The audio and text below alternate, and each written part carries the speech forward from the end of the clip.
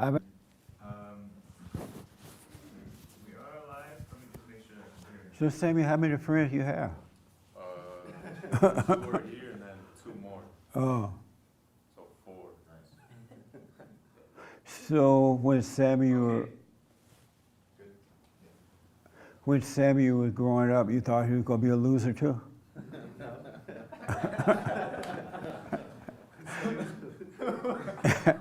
So what? Who said he was a loser? His friends told me they thought he was going to be a loser because he kept dropping out of school, and the parent was him too.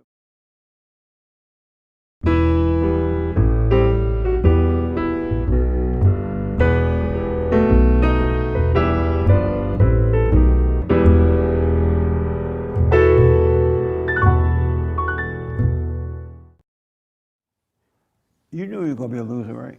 I thought he was, but All thoughts are lies. All thoughts are lies. Good morning. Welcome to church. I'm Jesse Peterson. Thanks so much for being with me. You can get involved by going to our YouTube chat line. And Hake is over there. He takes your questions or comments, and I can respond. Good morning, y'all. Good morning. Hi, y'all. Amazing. How you doing, man? Way in the back. All is well? yeah, all was well. Oh, okay. All right, good to see you. Oh, you too. Okay. Hey, good to be here. So not yesterday, some of you know about the Afghan war thing that's going on. And I realized this morning because I hadn't watched the news over the weekend, so I was watching the news, and we really don't know the truth about what's happening with that. We really don't know the truth because there was mainstream media said that the attack that they had recently was by, what's the name of that? ISIS, right? But an independent journalist said that it wasn't ISIS. He's over there now. He said it was another group that, like an offspring of ISIS. And so we really don't know what the real deal is. Isn't that amazing? We cannot trust the media at all. That's where we are today, so we got to change all that. Yesterday, we held the annual Street Pride Parade up in Modesto, California. Right, Nick? Modesto. Nick thought it was Canada. I'm like, no, Nick, this is Modesto, California. So tell your mama you're in Modesto. You're not in Canada. We're not stopped by her house. But it was so interesting in that, and this is the third one, right, Nick? Yeah, the third we had up there. And yesterday we were out holding all those signs, and then Antifa showed up. And some of the Black Lives Matter people, right? And a war broke out. A war. And all of a sudden, the SWAT team came in out of nowhere, like they were waiting around the corner or something. And there was a truckload of them, and these big army trucks and tractors, and it was a mess, but it was so much fun. You ever been in a mess and it was just fun mess? It was fun because we are at war. It's a spiritual war, and those who are on the side of evil are trying to stop good. And so we had to end up ending it early because of the fight that broke out. It was Antifa and, what's the name of your people? Proud Boys. Oh, Proud Boys. Does Chris look like a Proud Boy?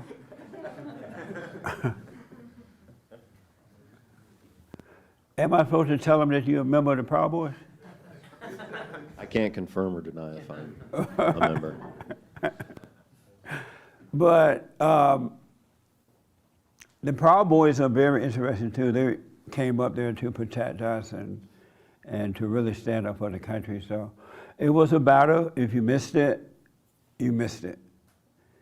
And it's time for men to get involved with the war because it's going to get worse before it gets better. Sammy, you were there. What do you think of it yesterday? I thought it was amazing. I was looking at like comments and people were saying when it happened and how it got shut down by the cops, and also being there and observing the reaction from some people to how it got shut down. And I was just reflecting, you can't get angry at evil to where you overreact and do something that you just can't see what it will cause. And I can't also be mad at the police for shutting it down because, like you said yesterday, we've allowed it to get to this point. There's people in positions of power that, like James was saying, that it seems like Modesto doesn't even want to be known for having a straight pride rally, so they'll do anything. That person, the way they view the world is, you know what, it's very feminine. Like, you know what, I don't want to deal with it. Just get it out of my face. Get it out of here. So they'll just do. Good point. They'll allow the police chiefs and the people that are in those positions of power to put the command, like, guys, we just gotta order. We gotta get rid of it. We're gonna do whatever we can. So then they start scheming and how to go against what's right. But again, I can't be angry and I can't hate on evil because we've allowed it to get this far. And it reminded me of a verse in the Bible. Is in Proverbs. It says, mockers stir up the city, but the wise turn from anger. And I was reflecting also on how, while all that mess is happening, and it's true, it was so fun. It was so much fun. When the SWAT team showed up, I wanted to get right in the middle of them. When they were saying, you gotta disperse right now, I felt like forgetting my religion for a minute.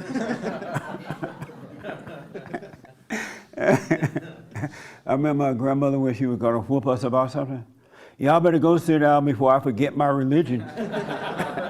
We knew we were in trouble then. Okay. I forgot what I was gonna say. You missed it. Who's saying you missed it? Hassan. Oh, it's not Hussein? Oh, sorry. Hassan. Right on. Nice. But yeah, but anyway, it was fun, and again, the clear, like, just reflecting on it, it confirms, gotta stay away from anger. Yeah. Oh, and then, I remember what I was saying. The Bond guys, we were just having fun, like, observing and peaceful, you know? You were having fun? I was having a lot of fun. He was the loudest one there. He was yelling at the fat lesbians and everything. I was telling them, go home, losers. But it was... He didn't even need one of those bullhorn things. Thank God I don't need that, you know, to get my point across. But yeah, it was so much fun, and it confirms staying away from anger, and don't even overreact over what happened, because God will make a way for us to see what's the next thing to do. Absolutely. So, nice. thank God. Sean, you were there. Eric. Sorry. That was your first one, right? Yeah. What was your impression of it? I thought it was cool for the fact that they told me last year, I guess there was a more turnout for them on the other side. Right. And seeing only like 8 people on their side makes me think that our side is growing stronger. Yeah. So I thought it was good just for that. I know that it got canceled early, but just the fact that we saw that our movement is growing stronger and theirs is growing weaker. Absolutely. It's a great thing to see. Good, man. I'm glad you showed up. You look intimidated, so they were afraid of you. They're like, we're not going over there. Well, I'm glad you came, man. Yeah. Nick, what do you think of it? Joel was not there. He was trying to be black. I wasn't invited, so. You weren't invited? Joel busy, bigger than us now. What? I said Joel got too big for us. Oh, yeah. He's real important now. Anyways, it really was fun. You know, I was running around with the camera, right? So I'm trying to get in everywhere. I'm yelling, forget Antifa, except I wasn't saying forget. And Forgot your What kind of Christian is that? and we're having a good time. And it was really fun. You know, it was crazy to see, you know, because I've been there, I was there the one before. And actually, it's like, it's not to detract from it, but even though their side was smaller this year, our side was too, in fact. And I was talking to the people who put it together, and they've been doing this since like the 90s. And they used to have every church in the area come out with them, 5,000, 6,000 people. And to really think about how the churches and the pastors and the men have turned away from coming out and showing up and fighting, it's like proof of how bad things have gotten and why we have to be out there. Yeah. And to see that, and when the SWAT came out and they like ended everything early, I had a lot of people on our side think, oh, you know, they were like actually criticizing our side, like, oh, the problem, you know, people out there in anger, they're ruining it. And I realized how, you know, actually all this is really good. The fact that they want to shut it down, the fact that the city is quick to react to get rid of it means that we're on the right path. Yeah, And they so- don't want us to have an impact, so they're Yeah. stopping it right away. This is proof of what enduring means, Yeah. and proof that it's only through enduring pain, enduring these types of hardships that we're gonna. There's only one way, and it's through, not running away, not going another way, but through it. Yeah, And so that was proof to me about that, it was good. and it was just fun. What can I say? Yeah. Nice. We are at war. Hake was there, and Hake had to. I shouldn't say it.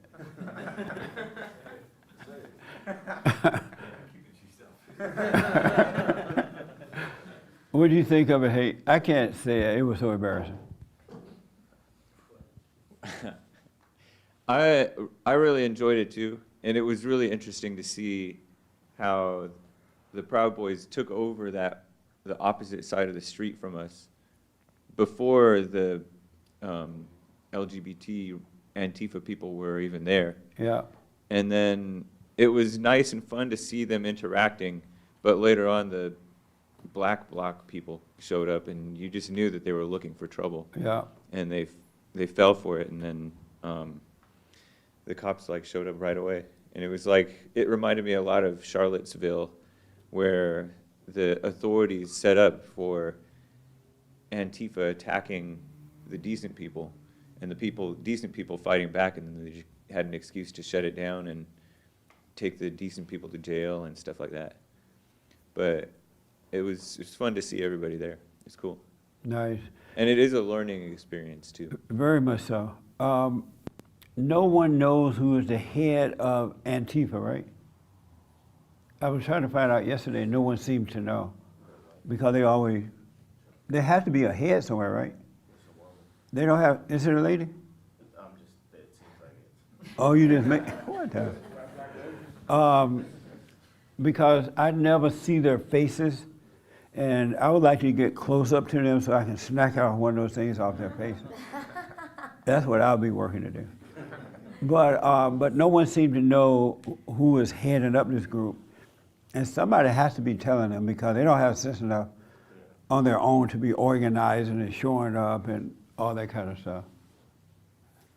So we need to find out who is the head of It's probably a Antifa. bunch of local heads.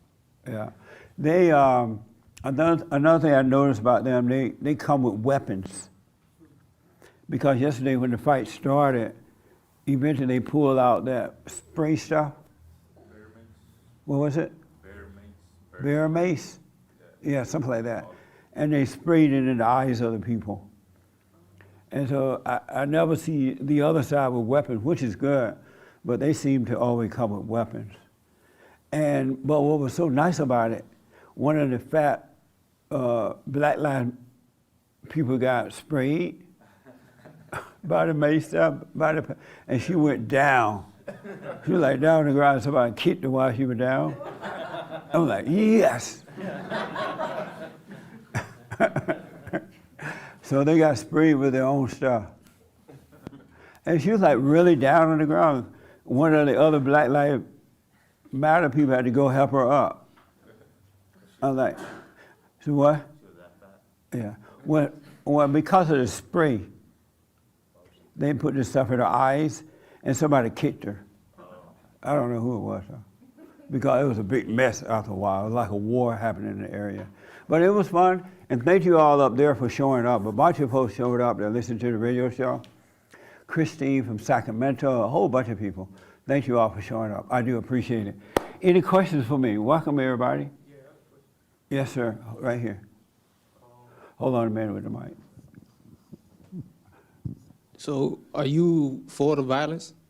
Am I for the violence? Yeah. No, I believe in peaceful protest. It's more powerful than violent protest. Oh, okay. That's why in life, when you don't overreact to things, you have authority over the issue. But if you overreact to it, then you will lose. But what if you got to fight without being angry and all that? If I have to fight without being angry, Yeah. I'm going to keep butt. Because if you fight without being angry, you can see your opponent really well, and you can see where to knock them out or where to, take them down. But if you get angry, you'll just be fighting Right. like that. Okay. That makes sense? Yeah. Yeah. Do you have anger?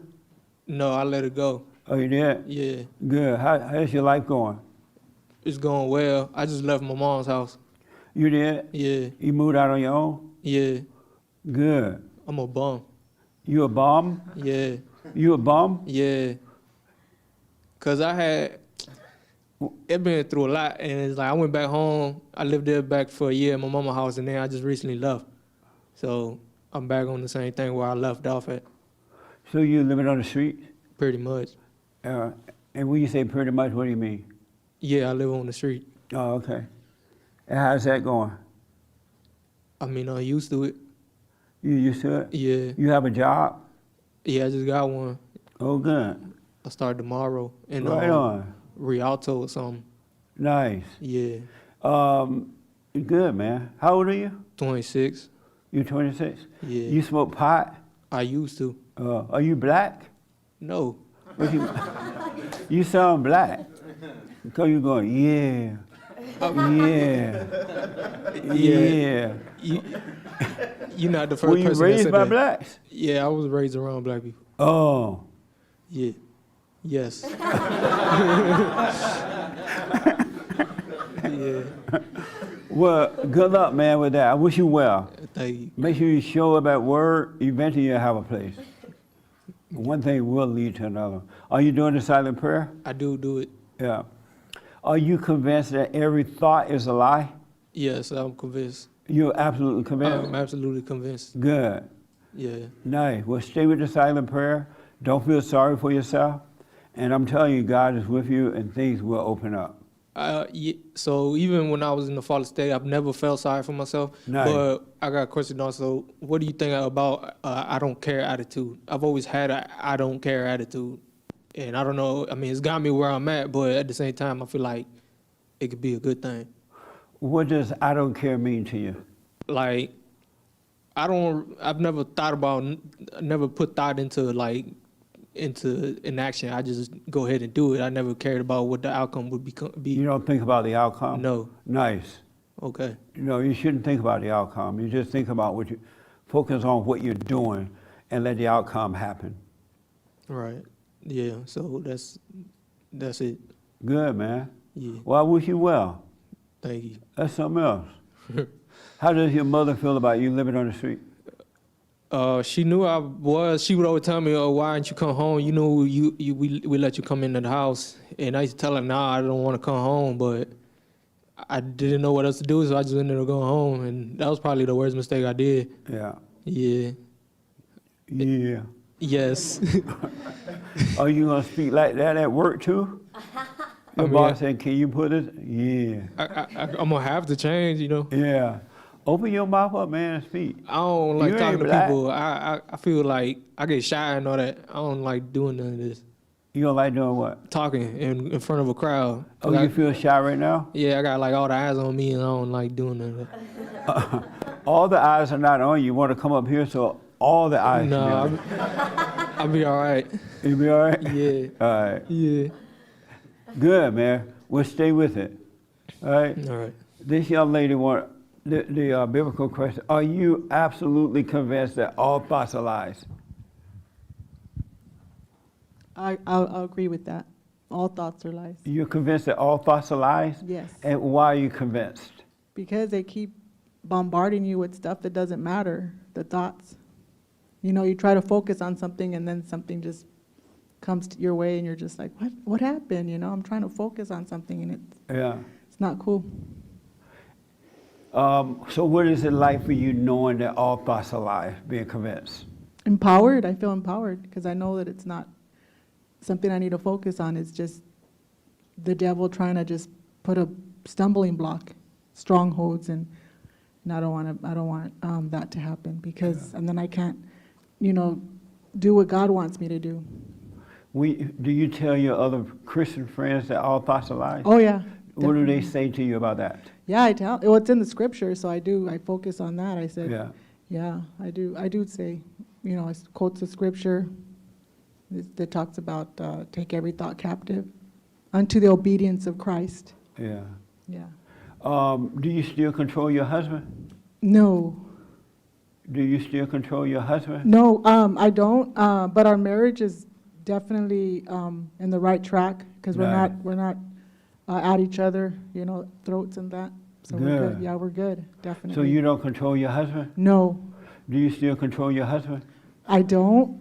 I don't, but I am his helpmeet, and I do want him to do good and be the best he can as far as whatever I can do to help. That's what my role is not to control him, but to help him. So do you still control your husband? I don't. I love him enough to, if I see something that, I'm not to change him or anything, because I'm not no one to change anybody, but I just want him to be good and do his best, to be his best. And so do you still control your husband? No, I do not control my husband, and that's not my role,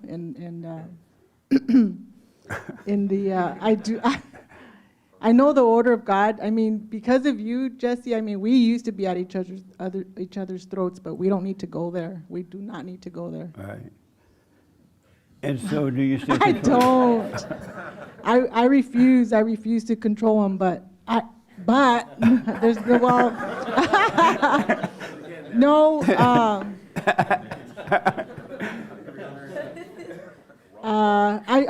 I'm obedient to him. I am obedient to him. I definitely am there to serve him and to be obedient to him. And do you still control your husband? I don't know. I don't. I don't want to be. I don't like to be controlled, and I sure don't want to control anybody else either. So do you control your husband? I don't know how other way to phrase it.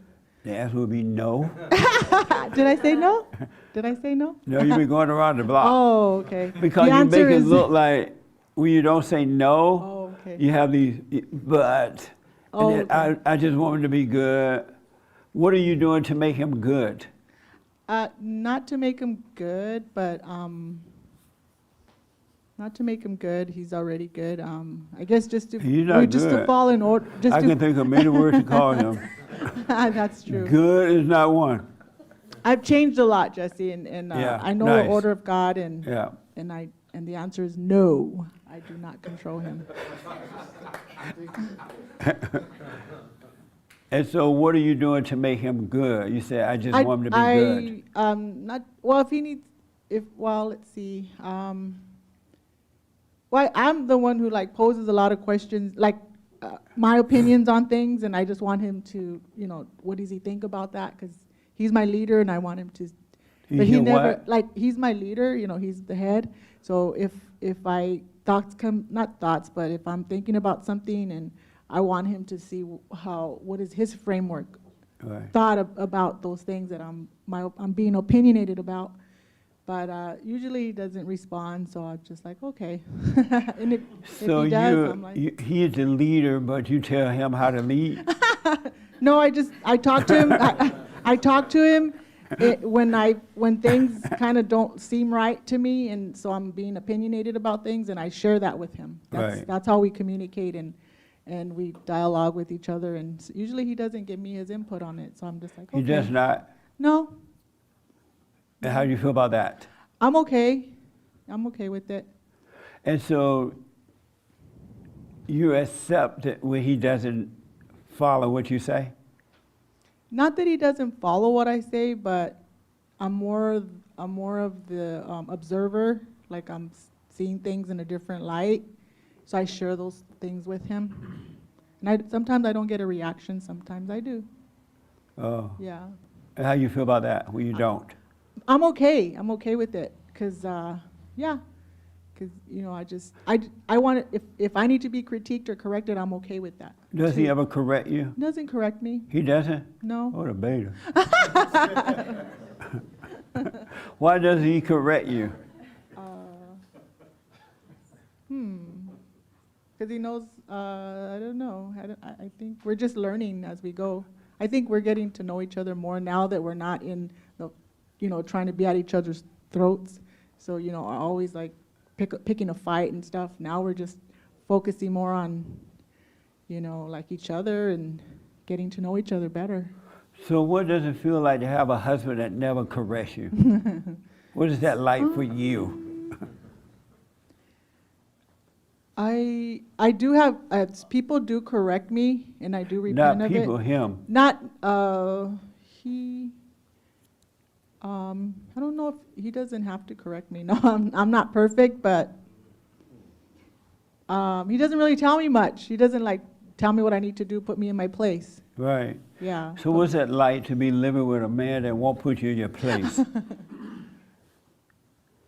If he would, I would definitely be obedient to it, but he doesn't. There's no correction. Yeah, you're right. There's no correction. So. And what's that like for you, living with a man that will not correct you? Maybe he doesn't know how to correct me because he doesn't want to be like beta about it. Like it has to be honest if he's going to do it. It's not just because, hey, I'm the man, you listen to me. Doesn't work like that for me, because he knows where I stand when it comes to that, because I'll just tell him, hey, you got the wrong one. So I'm not going to be treated like that. I'm serious. You because got the wrong one. Yeah, I will. You're going down. But because he's doing it in a way that's not truth, it's not honest. He's doing it in a way that's not, it doesn't come from, a man kind of way. If it's just like, like just kidding around, I don't have time for that. Wow. Yeah. He have to do it your way or no way. No. No, nothing like that. Nothing like. I'm telling you, we're getting to know. We're not at each other fighting. That's a waste of time.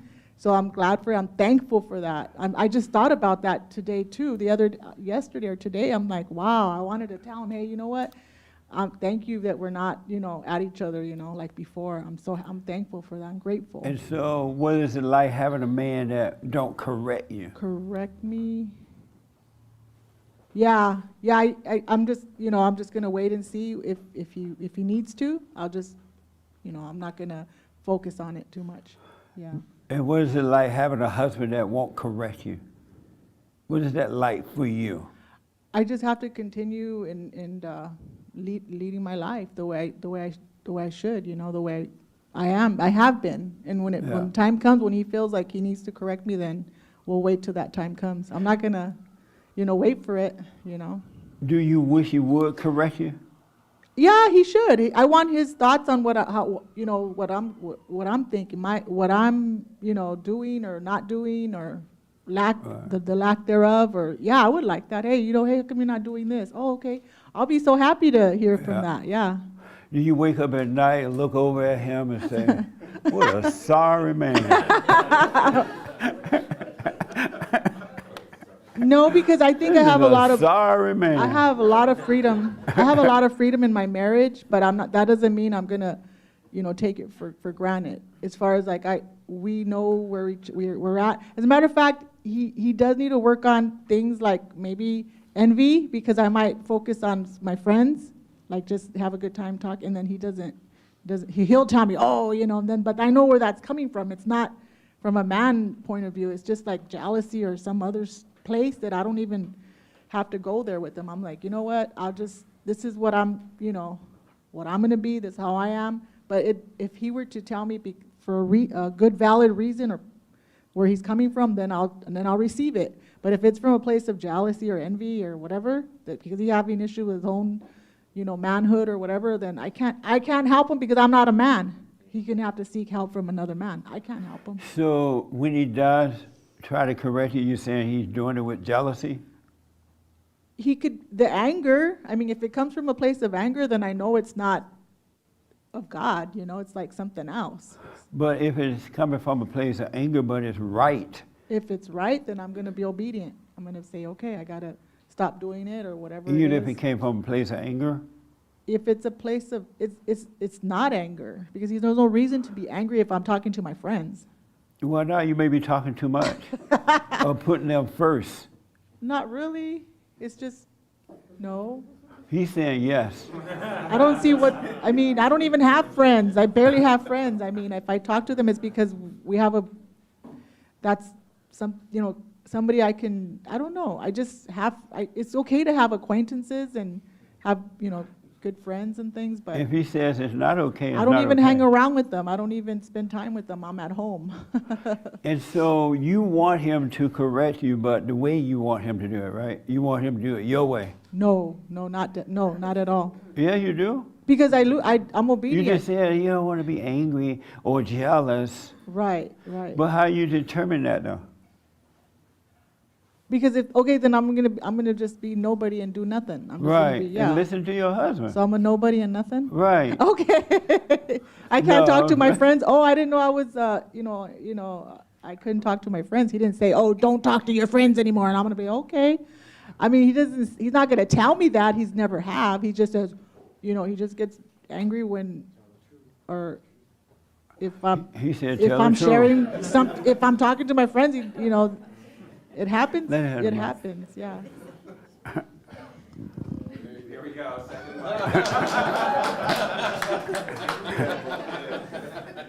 I want to really get to this question of the thoughts, but do you correct your wife? You don't correct her? In a sense, I try to correct her biblically, like what the Bible says, but like in other words. How do you correct your wife with the Bible? Well, I mean, because the order has to be there. Right. It's God, right? It's God, and then But how marriage. do you try? What do you mean? I try to correct it biblically. Well, like in other words, I try not to like go by my feelings, and it's gotten better. But like I said, these people, like one individual, what it seems like, they think the people in the church, they have a hold on my wife. Like At in your other words, other like church? yeah, it's like a hold, like in other words, they want control. Like they want to call her to see how bad she's doing. Like to see, oh well, then you need to come back to church, or you need. So Oh. and this person does like it's like a. Wow, I wh- opened wh- up a can of worms. It's here. like what she'll do is she'll She was call all the same nice time, about it, huh? He was the all same pent up. time every day. The same time every day when she knows that she needs to be on the clock and she should be working, but she'll open the door to like, and then she'll tell her everything, all the business of what's going on. To And, their- to the other people at the to other her church. friend, yeah, and that's what Won't they want. you- The ear opens up and wants to know, and she shouldn't be doing that, and that's something she needs to work on. Do And you I tell tell her her that. I tell her that, and I said, don't give this person everything. Let her know. Ask her how her day was. Because this person does not have a life. Yeah. They don't have a life. The church is their life. But because they want to cling on, it's more not like, how should I say, it's not like more like a friendship, but it's more like an acquaintance. Why don't you tell the people to stop calling your house, stop calling your wife? Oh, because she'll she'll say, oh, you're jealous. You're a jealous spirit, or it has nothing to do with being a jealous spirit. Why do you care what she say? I'm sorry? Why do you care what she says about it? Because I try to tell her indirectly, and she doesn't get it. She Don't does try, not you get got it. to be upfront, not indirectly. Yeah, but if I be directly, then she's going to say, oh, well, you're angry, you have feelings of a woman. See, she knows how to use that. And that's an evil tactic from women to do that to their husbands. That's an evil tactic right there. Okay? But as far as that, I do see one thing that she does being a helpmate. July 3rd, I'm not going to go into details, or I'm not going to go into the incident, what happened. Right. But July 3rd, if it wasn't for her taking action and watching, taking the time to watch my friend's live stream, then things would have been more worse or whatever. But Well, why don't you tell her her family and friends to stay away from your wife. And now, if she has a fit about it, let her have a fit. Okay. But why don't you tell them? Why are you worried about how she's going to react to it? Why do you worry about how she's going to react? That's something I guess I have to work on. I'm gonna have to work on it. Do you know why you worry about, why you concerned about her reaction to that? Because she'll like try to like, when she gets angry, she'll be like overpowering me. Like, in other words, wanting control, like wanting to control me. Like, I could tell when she wants to control me because of the voice and the tone and everything gets louder. Tell her to bring that voice down. Bring that voice down, woman. You better bring that voice down. You can't be afraid of your wife, man. Oh, I'm not afraid. But you can't be afraid of her using, you acting like a woman or you're jealous. Don't fall for that. Okay. Okay. But you don't fall for that. And then in about 50 years, she'll come around and then you'll die. But at least you'll be saved. That makes sense? Yes. You can't be afraid of your wife at all if you want to help her. She needs you not to be afraid. And so if these people keep calling and she's talking to them, tell them, hey, don't call here anymore. And if they get mad, that's fine. They won't call anymore. Isn't that what he should do, since you're not going to obey him? She's not liking that one. Should you tell your friend and family member, don't call here anymore? My wife is crazy and I got to correct her, don't call here anymore. I don't know. I don't understand where this is going. I just one friend that I'm close to from. But I don't what? know. I don't understand where this is going. What? I don't. I can't hear you. I just have one friend. I don't understand. But you gossip with your friend. I talk about things of God. We share things that I'm. He said, no, you're not talking about God. I do, and I tell him everything that we discuss to get. But if your husband tells you to input. stop talking to these people, why don't you just stop? I don't understand because it's one friend. You understand. And I don't. Oh, you understand. No, I don't. I don't. You got because- more than one friend. Does he only have one friend? Yeah, just one friend but it's like every day, the same time, like the same, like when, like in the morning, like every time it's like the same time. It's like it's a pattern or routine because the lady she wants attention. We'll tell her don't call anymore. All right? And use the B word. That's biblical. Now that's biblical. I can't say the B word because the kids are here. You know what I'm talking about, right? Huh? I can't hear you. Yes. Have you ever used that word? Sometimes, but not. No. What? Sometimes. Get acquainted with the word. It works. So when, in the morning when her friend call, does she call in the morning or evening? In the morning. It's always in the morning when my wife's trying to do her job or whatever. She'll call on it. But the thing is, like Your I wife said, said no, it's not in the morning. You say yes, it's in the morning. Matter. it doesn't, because they do talk Bible and stuff, and I tell her just, don't give her, the thing is, don't give her your information. Don't give her, because they want to know, like, how bad the church wants to know how bad we're doing. That's the thing. Yeah. And we're living for the Lord. We're serving the Lord. That's right. It ain't their we business. have freedom. We have freedom to. Well, liberty. listen, tomorrow morning or today when she calls, you tell her never call again. And use the B word real strong. God's not going to hold that against you. So what, God? He said, yeah, you can use it. All right? Are you nervous knowing that you're going to use it? I just have to wait until the situation, comes or the. Yeah. Yeah. You got to stand up though, man. You have a responsibility to bring your wife out of the hell that she's in. And you can't be afraid. I guess I have to learn how to use more logic. Yes. because I shouldn't be going by my feelings. And a lot of times I get caught up in that, and I get caught up in my feelings, and it shouldn't be. Absolutely. So that's Yeah, where no feelings. it's something I have to work. And I'm glad there's room for improvement. Yeah, absolutely. What, Amber? Poor Amber, she's like, Lord, my parents. Is there another seat?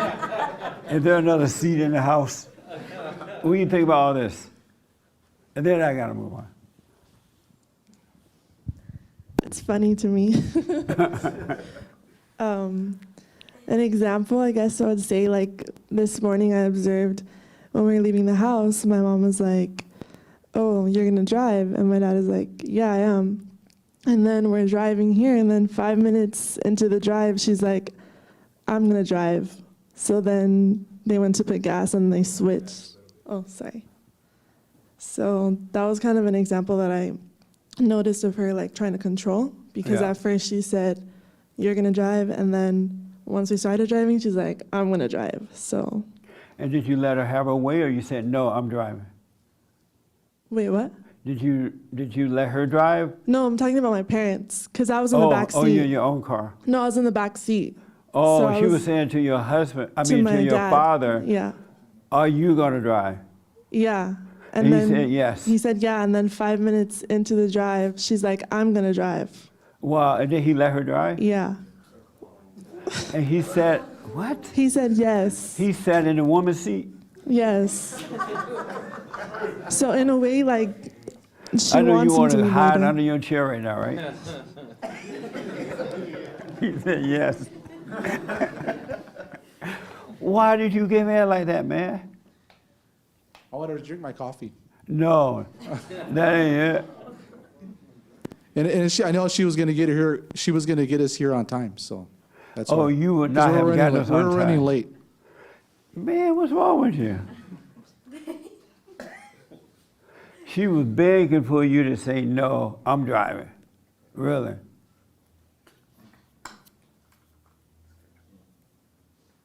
What? Why are you looking crazy? I wanted to drink my coffee. I didn't want to spill my coffee, so I wanted to drink my coffee. Amazing.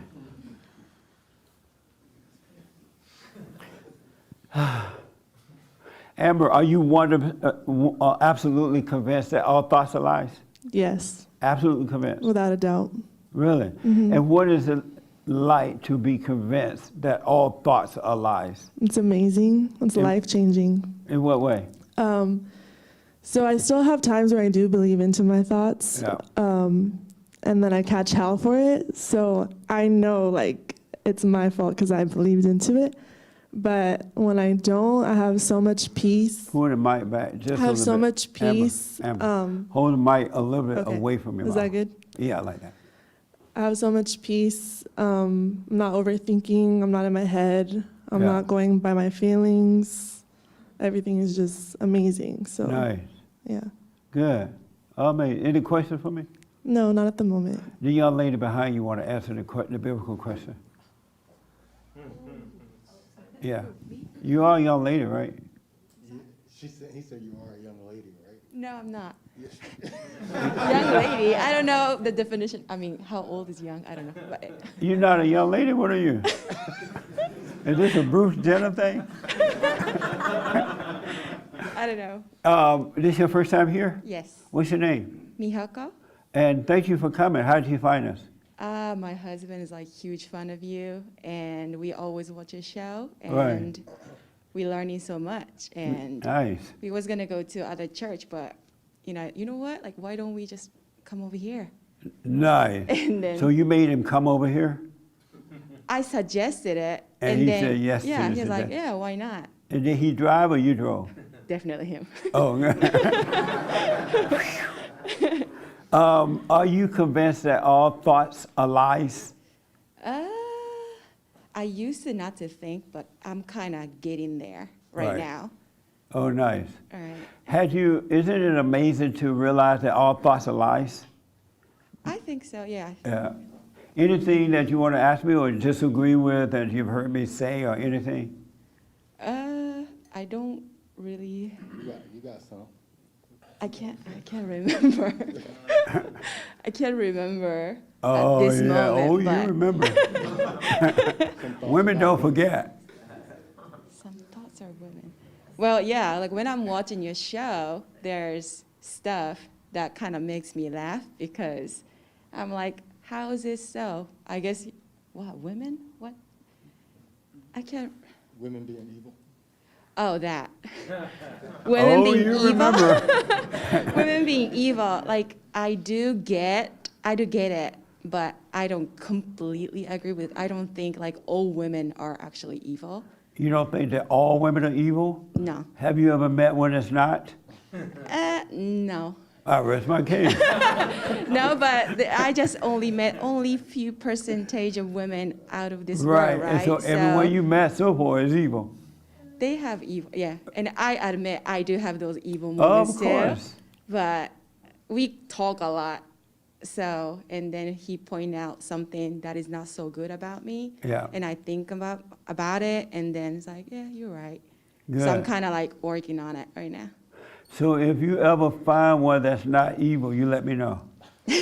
Call the show, Okay. and we'll let you in right away. Okay. Have you gone and forgiven your mother? Yes. You went to your mother? I mean, I guess so, yeah. You went to your mother? Yes. And what happened? My mom was kind of shocked, and she was shocked that she didn't want to talk to me for maybe like a couple of days or something. Good. But in the end, you know, she understand, like I have nothing against her, and we're in a good relationship and all. So now we're good. Everything is good. And now you're able to treat her as an individual, not like a child? Right. You don't I have used to act kind like- of, afraid to talk to her about my opinion because she Right. was judgmental and everything. Yes. But now I'm more comfortable to talk Right to her. on. Yeah. Nice. And how about your father? You went to him? No. And why not? He's been always quiet, like keep everything to himself kind of person, but he never was, like rude or anything. Like Right. I can't think of anything that is against him. So he always tells me I need to forgive my father too. But You should ask him, why did he protect you from your mother? And that way he'll start talking and you'll learn more about him. right. Yeah, makes sense. Yeah. That makes sense? Yeah. Yeah. Which one was more shocking to your mother? To say, I forgive you, or I'm about to marry a black man?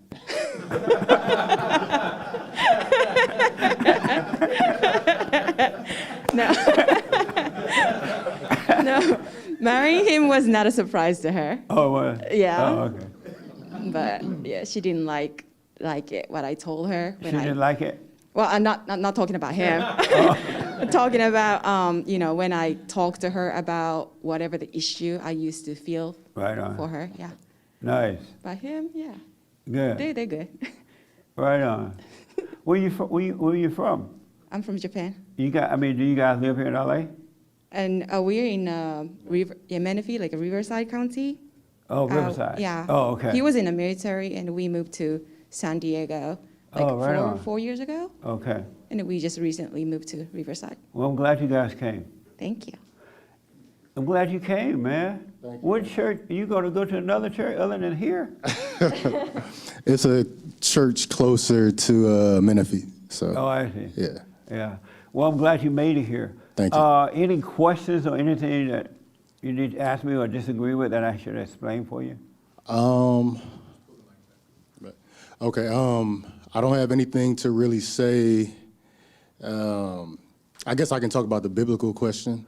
Are you convinced that all thoughts are lies? No. I think that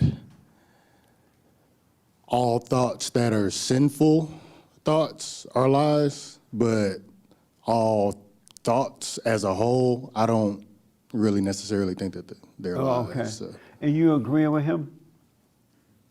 Why you bow your head like that? Oh, you're just listening? Oh, Kate was doing that yesterday in the car.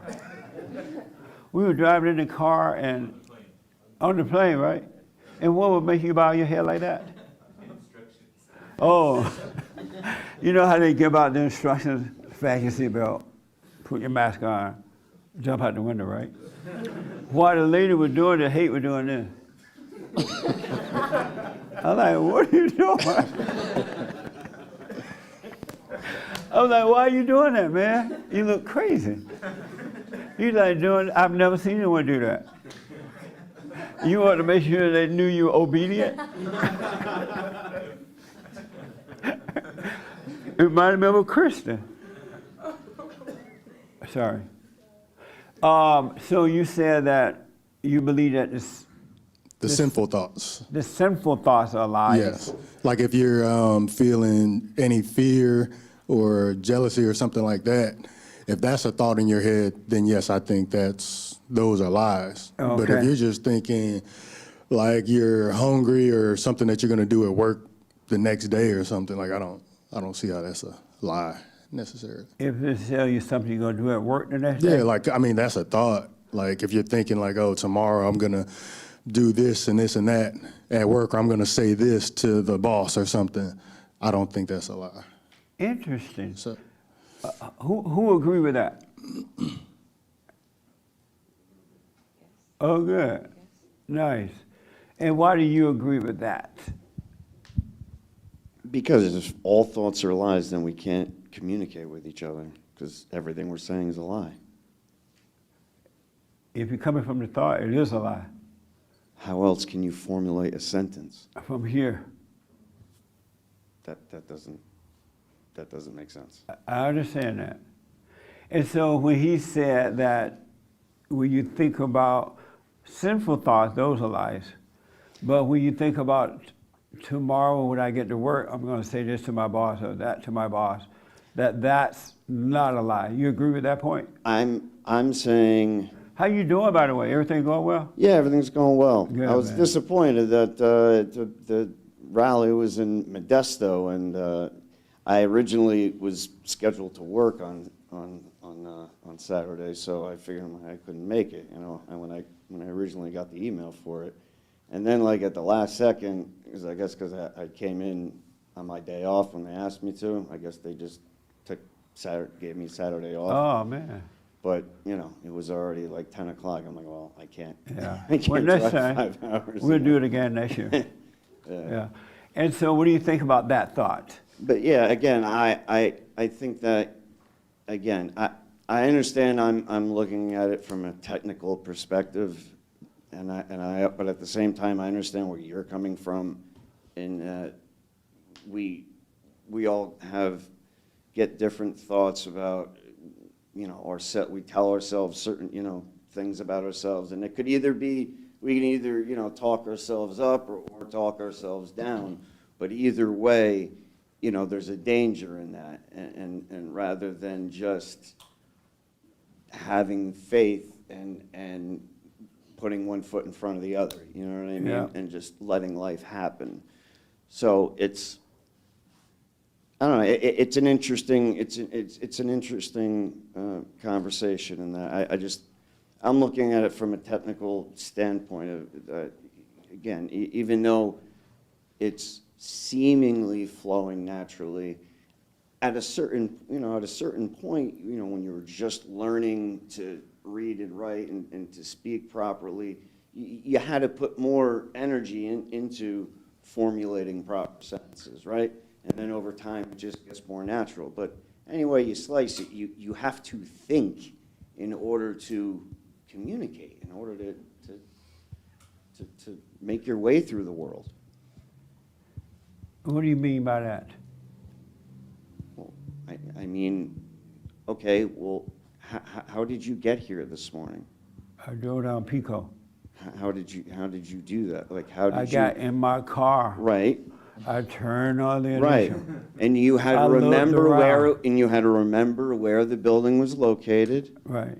And you had to. I already know where it's located. You have to. But my point is, you have to think while everything is happening. You have to be paying attention to the other drivers on the road. You have to be paying attention to the traffic light.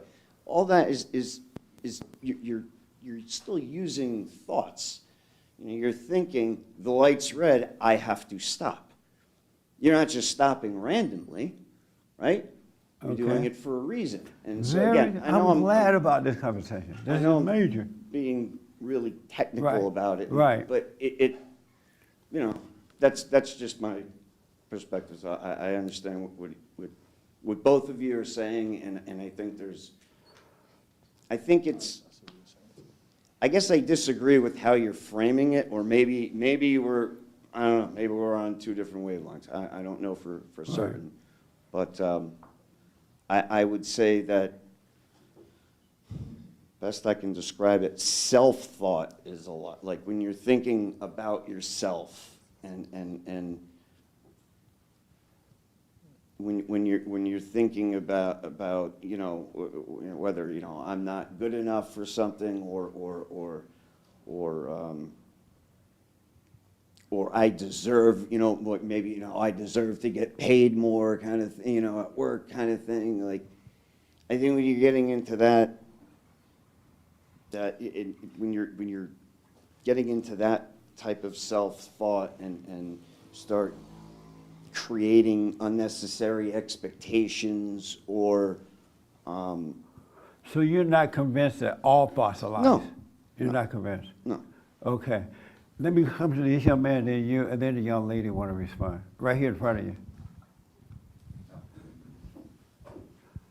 Yeah, just something, This something is that- not your first time here, right? first time being at church, but me and my brother came down from Chico and Reno for the Oh, men's conference a Oh, while okay. I back. knew you looked familiar, so. Yeah, I'm glad you're back, man. Go ahead. Yeah, thanks. So it just kind of made me think, like, you know, I'm starting to see the world in more black and white, like, you know, good or evil, right, wrong. Yeah. And the more I think about the gray areas, it seems like there's less gray areas the more I think about it. So with it, all thoughts are lies, it's like at first I thought maybe not, kind of the same kind of technical thing. But then I'm thinking, like, you know, with your example of like the stoplight and where to go to work, it's like those are like worldly things versus spiritual things. When it comes to spiritual things, I think all thoughts are lies for sure. But you kind of have to think to be in the world while we're here, you know, and it just kind of changed it a little bit. It just kind of clicked right when he was saying that. It's like when you have to be in the world but not of it. So you have to kind of be both. You have to kind of think and know that it's like, this is what I have to do, but at the end of the day, you have to know that all thoughts are lies when it comes to yourself. So when you're driving down the road and you're near the stoplight and it turned to red, you have to think about stopping? Well, like I notice, it's just like a natural kind of thing to know just because we know how to drive kind of thing. Yeah, it is more kind of coming from within. You don't have to like remember that you have to stop. It just kind of like you see the red light, you slow down kind of thing. Right. Are you convinced that all thoughts are lies? I am, yeah. You are convinced of that? Yeah. Okay. And I totally believe that, like, especially when it comes to a spiritual kind of thing. I mean, it's for sure. It's like you can say like the good thoughts and all that. It's like, oh, that's, you know, that's not a lie or anything like that. But it's got to be more black and white. It's got to be yes or no. And I think that's totally true. When he said that, an example of a thought not being a lie is that tomorrow he's going to talk to his boss. He knows it tonight. Tomorrow he's going to talk to his boss. Is that the truth or a lie? Yeah, I would say that's a lie just because you don't know what's going to happen tomorrow. Yeah. I think you just got to live in the moment. I mean, you can think about it, but then discard it until it happens tomorrow kind of thing. Okay. Amazing. Because you don't know. Does your wife obey you? I would say yes. Does she obey you? Yes. Oh, okay. How is that to have an obedient wife? Well, it's great. I absolutely love it. It didn't start out that way. Oh. I've called into the show once or twice, and Okay. it's like I kind of feel like we got married in the fallen state in a way. Of course. But it's kind of coming out of that, and it's a struggle sometimes, but it's because we did it in the wrong way. Right, absolutely. What's the struggle sometimes? I mean, I think it's just different views, I guess, but things that like she doesn't get right away, then she kind of sees it later. So it's like, I mean, little things, I mean, like conspiracy kind of stuff, like stuff that I'm thinking about, like could it be, could it not be kind of thing, and then, I mean, she kind of sees the way I'm seeing it now. Right on. How long you been married? We've been married over a little over a year now. Oh, okay. So Right. Are you a conspiracy theorist? I wouldn't say that. I mean, I think I question things. I think I'm becoming a conspiracy theorist. Yeah, I could see you doing that. Yeah. I used to think that was insane to be that way. But then I'm looking around like, maybe. Yeah. I used to laugh at Hake and those guys for being into that. Sure. Not into it, but conspiracy theory. You were one at one time, right? Patrick. Oh, yeah. I remember. Well, I'll say one weird thing. I mean, we end up having this weekend, we weren't going to come. It just ended up being that way just because we booked a hotel. We were going to be going to this wedding. We were supposed to be going to our cousin's wedding. And we actually were going to, for our wedding, we were going to do this, like a normal wedding kind of thing. But with COVID and all that last year, we canceled it. We just kind of did something small. Nice. Thank God for COVID. Yeah, because we didn't want, we didn't want to do. You save money. Yeah, we totally saved money. Yeah. And now we own a house, so that I rest my worked out. case. So, but it was mainly the big thing, like we didn't want everybody to be vaccinated. We don't want everybody to wear masks and all that. It just seemed like it wouldn't be fun. It Plus, wouldn't half my family wouldn't show up. So, Nice. so that's the big thing with this wedding too. It's like, are we going to go to somebody else's wedding? And they said, mask, vaccine, you got to prove that you got a negative test. And I've never taken the test. I don't plan to. But it's just like, okay, we put our wedding off. Why are we going to go to this one? That's right.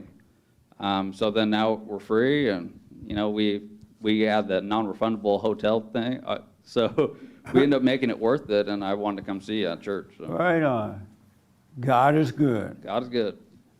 And so are you convinced, you the wife, you convinced that all thoughts are lies? I don't know if I necessarily think all thoughts are lies. I mean, I think thoughts are definitely deceiving. Yeah. And that they can mess with us. I think, sometimes maybe God puts in good thoughts for us to do good things out there. And Like what, for example? If you can think of one. I know like, a lot of times. I mean, just the thought, that, I love him and that I wanted to get married to him. Like, that's a good thought. That. What's good about that? Well, I think that I love him. That's a good thought. You do? Mm-hmm. Why do you think you love him? Because I chose to marry him and commit to him and submit to him in the marriage. I can't hear you. You could still speak up. We're Okay. just fellowship, and don't worry about it. Why do Okay. you think you love him? Uh-huh. I love him because he loves me and he's. If he didn't love you, would you still love him? If he didn't love me, yeah. You would? I mean, we should love all people, but yeah, I would still love him. You would? Oh, okay. Sorry, I don't like talking in front of people. I don't either. And neither does my friend. I don't like talking in front of people. So let me ask, so you're not convinced that all thoughts are lies? No, I mean, I definitely see that thoughts can be dangerous and we need to evaluate all our thoughts because But if they can can be dangerous, why would you believe that they're not all lies?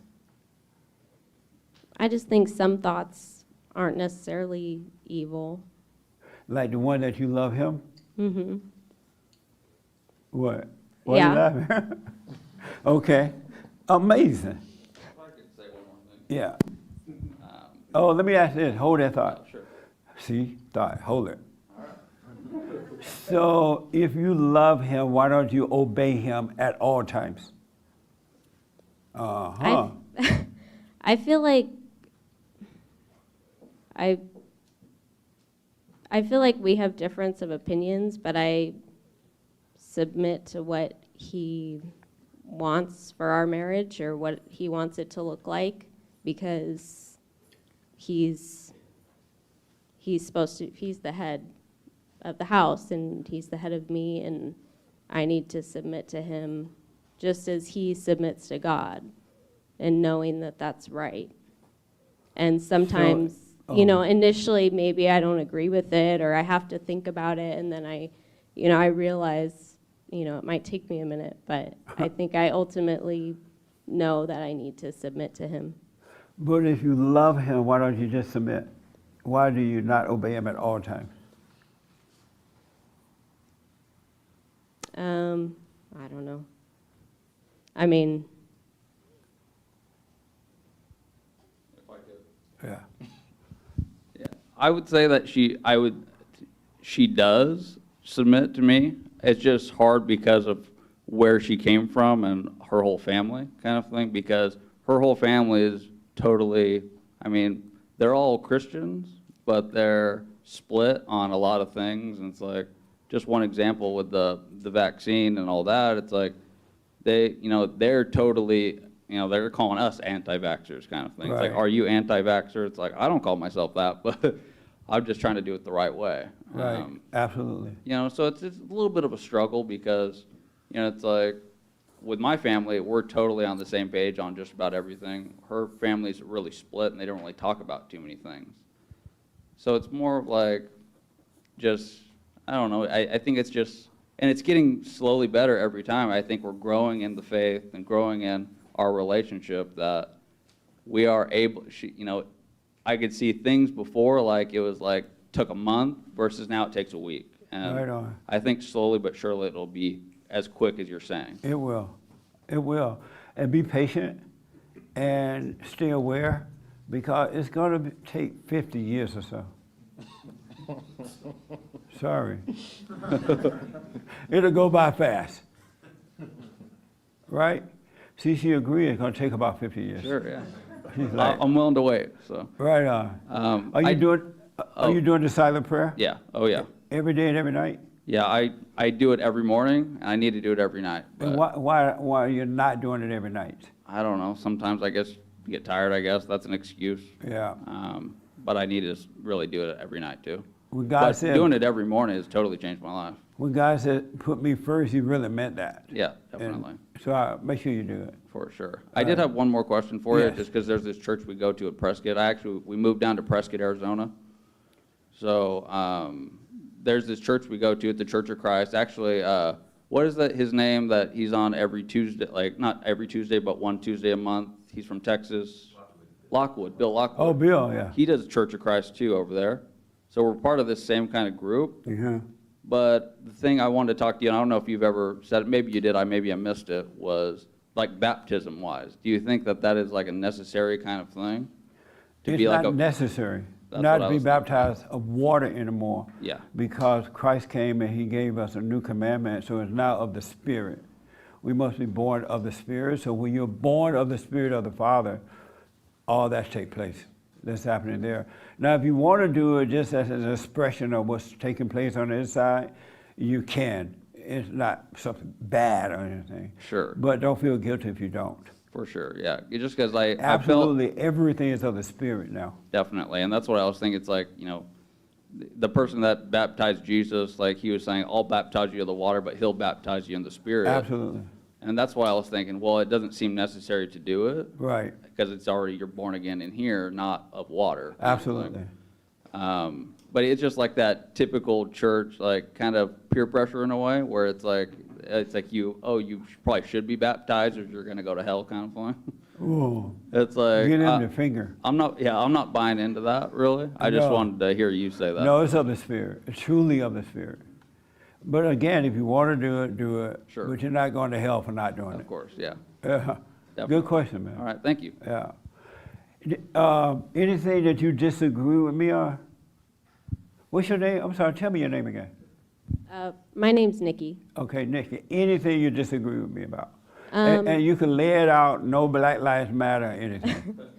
No, I think. You could even call me the N-word. You could say, No. N, please.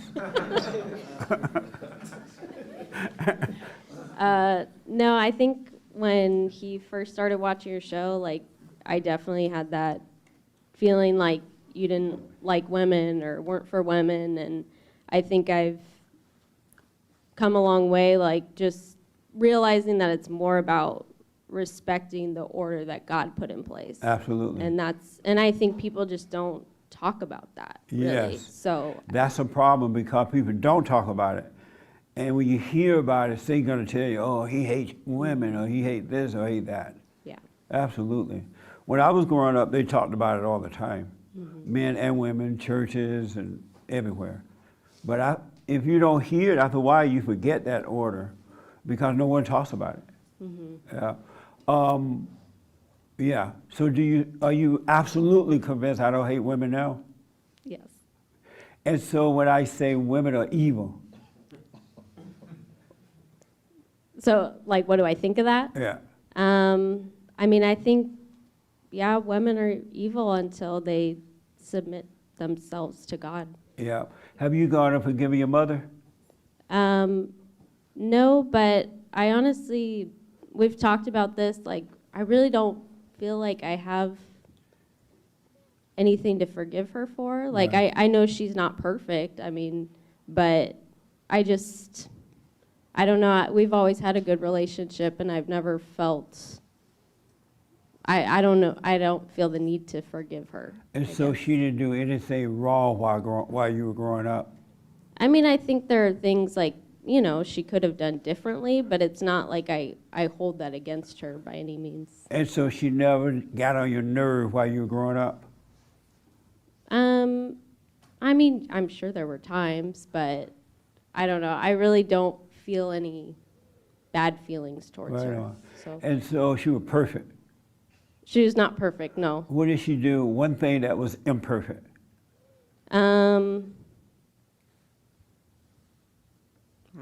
I don't know. I mean,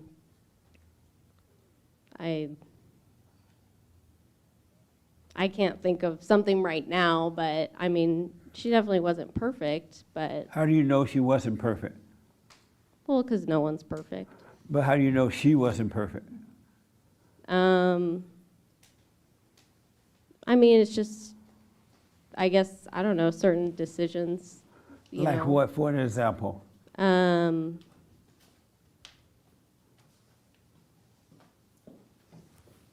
I can think of one recent example. What? That's right. Well, you know, and I give her a hard time all day. She's like, you know, she goes to church every Sunday, and The mother does? Yeah, mother-in-law. Yeah, and she, you know, it's like, and I give her a hard time every time she starts gossiping about something. So it's like, I see this community. It's like of her and her sisters, or you know, actually her sisters as well. It's like that they kind of get together and they start talking. And it's like, you need to go to that person and say that. Yep. You know, it's like, and I need to be better too at just, instead of just letting them talk. And I need to say, hey, you know, that Cut this that isn't out. doing any good here. Yeah. That's just, you know, and it says in the Bible, it's like, I like to throw the Bible back out at any time, and it's like, I haven't read the Bible really, but I know little things in it. Yes. That it's Nice. like, I can kind of prove them wrong in a way. It's like, and they don't want to hear it, but they know it's true, so. Nice. So you gossip at times Yes. with your mother? Yeah. You just like your mama. Yeah. No, I feel like I've watched some of your show where you talk about gossiping, and I mean, it's true. It's not good, and I've been trying to be more mindful of it and recognizing it when it's Yeah. happening. So Are you doing the silent prayer? I don't do the silent prayer. Oh, well, suffer and die. You do the hooper hollering prayer? No. You like, bless my mama, bless your daddy, and all that? Lord, Yeah. give me a house. Yeah, I guess. Oh, well, do that and then do the silent prayer. Okay. So you can learn to be still. Yeah. It's gonna blow your mind. All right, give it a try, let me know what you think. Okay. All right? We have done it a couple times together, Oh, okay. but, yeah, I think it's just repetition. And it is, I mean, when we've done it, it's definitely been a positive experience. I just haven't really tried to, you know, Well, do it all both the of them time. until you see the right one you want to do. Yeah. All right? Good. Well, amazing. See, you had no problem speaking. Right? Yeah, thank you. You want to come up here and talk? Oh, no, no, thank you. All right. Yes, sir. Are you absolutely convinced that all thoughts are lies? And then this young man want to respond. Oh yeah, that's right. Hold the mic. I'll come back to you. Oh, I thought we was done. I forgot all about you. What? Yes. All thoughts are lies, because they come from your. You're convinced that all thoughts Yeah. are lies? Oh yeah. And what is it like to be convinced that all thoughts are lies? It's pretty liberating, because then I don't have to think so much. I'm always trying to think, and I always end up it's like I don't want to think anymore. I just want to know, and when you know, you're not thinking. It's just like the red light argument. You don't have to think about it. You know you have to stop at a red light. So when thoughts are lies, because if they were true, they wouldn't be thoughts. They would be facts. They would be knowledge. So that's what I think. And thoughts come from your imagination. So, they're pretty much assumptions. They're assumptions, like Hank says. As James would say. Yeah. Don't assume. Why do you hit that so hard, James? Assume. Oh, and so, yes, sir. No, did you have a question? Yeah.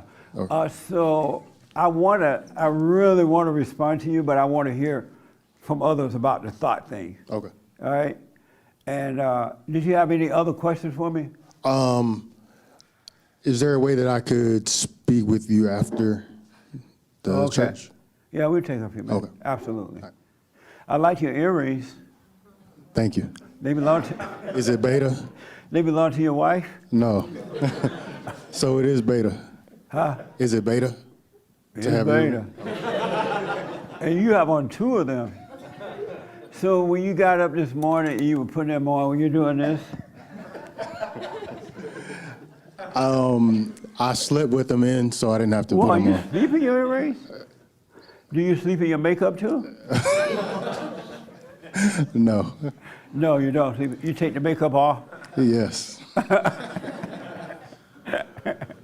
No, it's time to come out of the earring, man. You have a family. Those are your kids too, right? Yeah, it's time. Otherwise, your son gonna be putting on earrings. That's Joel. Is there something inherently wrong with men wearing earrings? Right, because a man's masculinity is what attracts women and the world, really, because it's of God. But when you soften it down, you take away the light of it, you take away the power of it, and you become soft like a woman. A woman is supposed to beautify herself, not become a slut kind of beauty, but to beautify herself so she can be attracted to the man. Gotcha. That's why women should have long hair. They should wear, not a whole lot of makeup, but a little bit, and look nice. But a man, when a man wear earrings and all that stuff, he look like Bruce Jenner. It weakens his strength. Have you noticed that? That I felt weaker? I mean, no, the look of it. When you get home, look in the mirror. and then take them off and look in the mirror. You'll see the difference. Okay, I'm gonna try that. Really, you will see the difference. Okay. Gotcha. All right. Amazing. Let me do this first because this young man had his hand. All right. Is this your first time? Yes. What's your name? Gavin. Kevin? Gavin with the G. Oh, Gavin. Yes, sir. Thanks for coming, man. Appreciate you for having me. How did you find us? Actually, my friend, my girl Courtney, her birthday was yesterday. If you could possibly give her a shout out. But yeah, she'd been watching your show and kind of introduced me to you. Nice. And so you had a question for me? Yes. If possible, would you be able to give her a birthday shout out? What? Would you be able to give her a birthday I will, but everybody gonna want me to do it for their wife. This your girlfriend or your wife? Courtney, no. right? Yes. Happy birthday, Courtney, and thank you for telling Gavin about it. I appreciate it. So my question, happy birthday. I had a couple of things. So one, I kind of have attended. Where you from? DC. Oh, so you live in DC now? Yes, sir. Oh, good, man. Yeah, go ahead.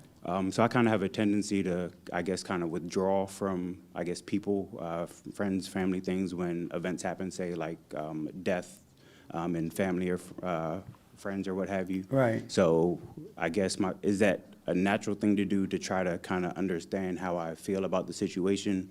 Or is that something to where I should, I guess, reach out to others or somebody? So when someone died in a family, Yeah. you don't call up and say, I'm sorry that Uncle Joe died? Is that what you mean? Well, no. So I kind of just withdraw myself to kind of understand my own, I guess, feelings or emotions from the death or situation. Oh, you so look I at don't yourself necessarily to see how you feel about the death? Yeah. So I kind of withdraw and kind of just be, I guess, by myself. And why do you do that? I guess for me, it's a way to, I guess, understand and cope or deal with how I feel about that person or the situation or the emotions that I'm. Oh, I see. So you withdraw to see if you feel sad about the person dying or not? Yeah, I guess, yeah, just kind of evaluate the overall. Do you try to make yourself be sad or not be sad? Not necessarily make myself, I kind of just kind of be, just kind of sit with the thoughts and just the memories of the person and things like that. And do you just let it pass or you hold on to it? I've been more recently letting it pass, but I kind of used to have the tendency of holding on to it. And Yeah. I don't quite understand what you mean by withdrawal, but if you were examining yourself to see how you felt about that person, there's nothing wrong about that, but don't hold on to it. Okay. Yeah, but there's nothing wrong with taking a quiet moment to reflect on what you thought about the person, the relationships, or whatever, right? But do not hold on to it. Okay. Don't hold on to anything. Gotcha. And then Yeah. a couple other things. It would kind of piggybacking on some of the other conversations as far as like, how would you communicate to like your girlfriend or wife when I know you never ever tell a woman your problems. Right. But so I guess how do you communicate those things, or if you are going through something, or would you? That's a good question. So if you're going through something, you want to know how to tell Courtney about it? Yeah, or anybody, just in general. Like this.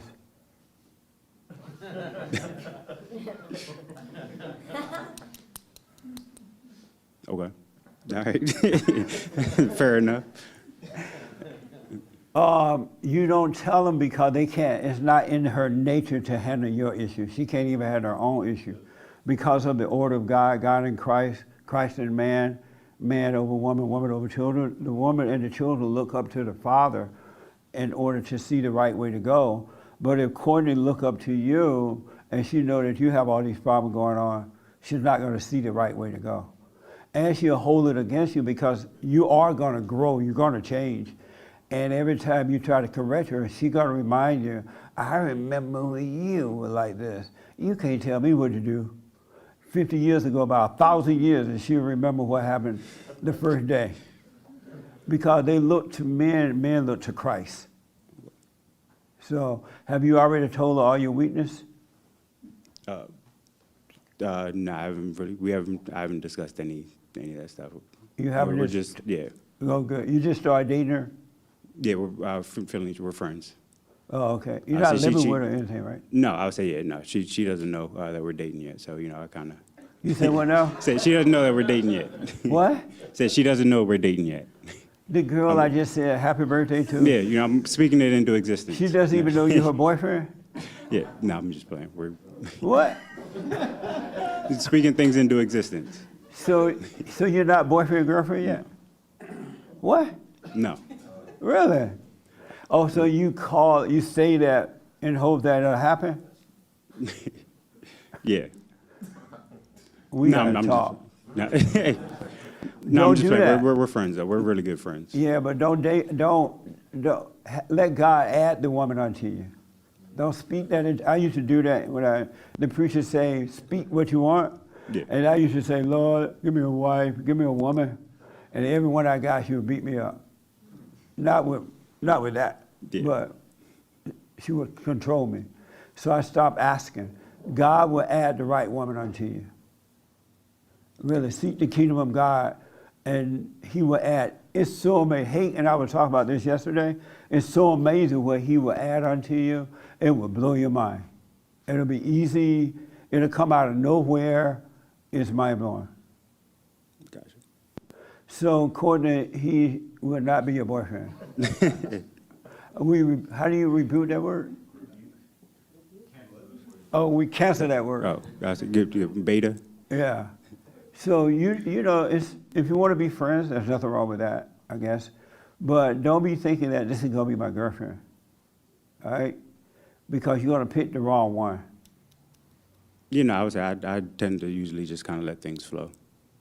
Yeah. Yeah, but don't naturally. even have it in your mind so that God can guide you. All right? Got it. So cancel that. Cancel. Yeah. But you can be friends, but just seek the kingdom of God and he'll take care of you.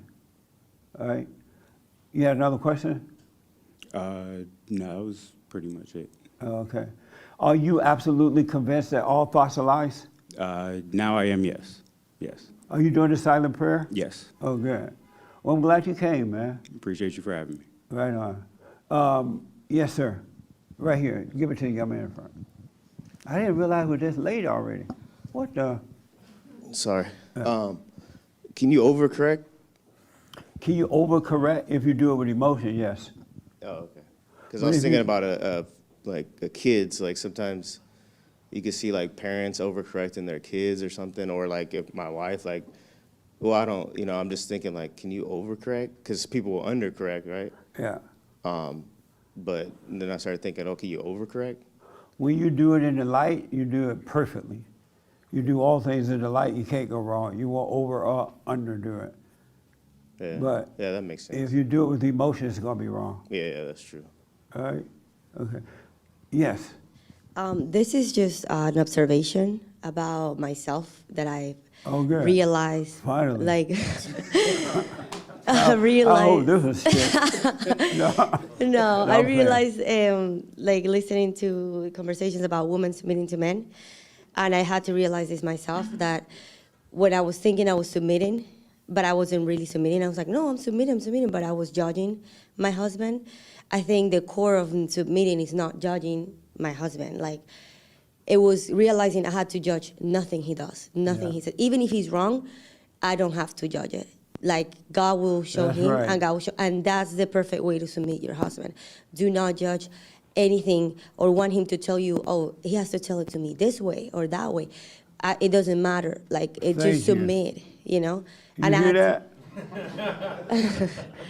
that? You can't tell him how to do it. Correct me, but don't do it with jealousy. Correct me, but don't be angry. You can't tell him how to do it, God.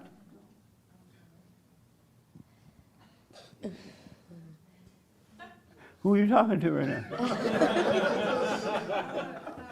She's like, I don't tell him anything. I don't tell him anything.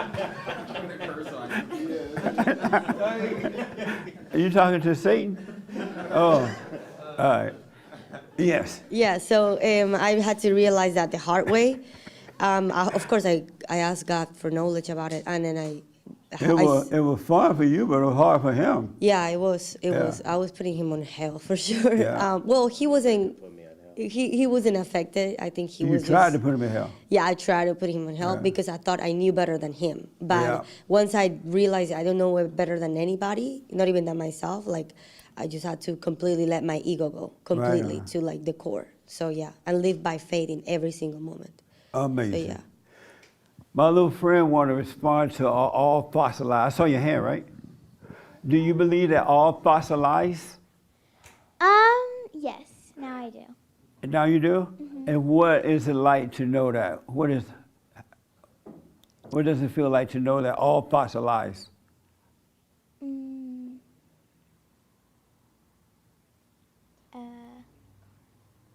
Well, I feel like if you're like,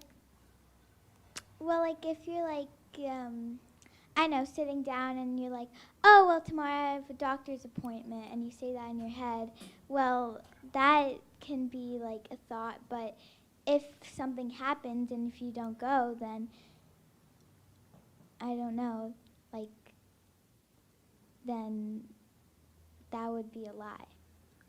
Yeah.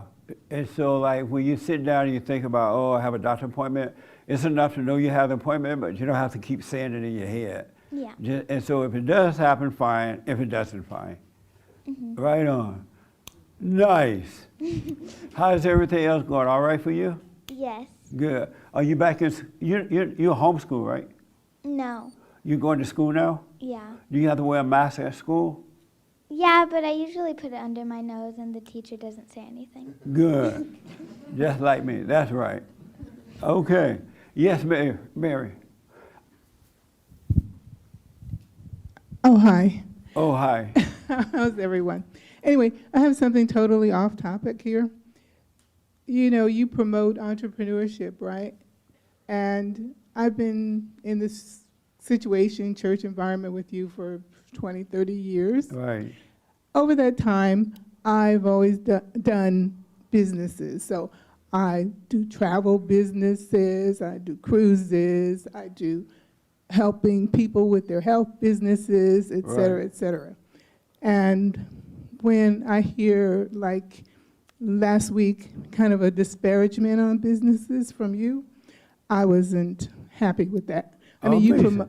What was the disparagement? Well, because you promote the people you like Sam, the guy, the Victoria stuff, and then you spoke about not selling products. I don't sell products.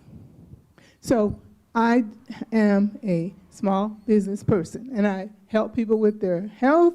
I Right. help people, you know, and I've been doing that for years. So I'm not here to promote my business. I'm not here to sell any products.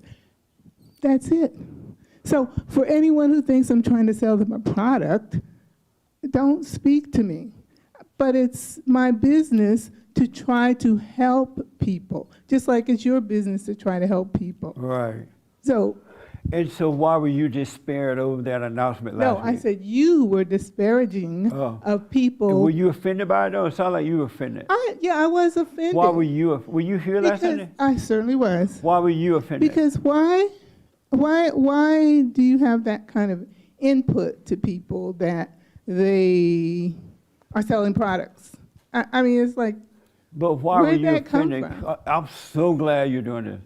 This is all about the thoughts. Yeah, that's all I about love the thoughts. this. It's like, that is totally. And so, but why were you defended, Mary, personally? Personally, because I'm not selling people anything. I'm only. But why did you think it was about you? No, I just thought it was about. I've heard you do it to others. Right.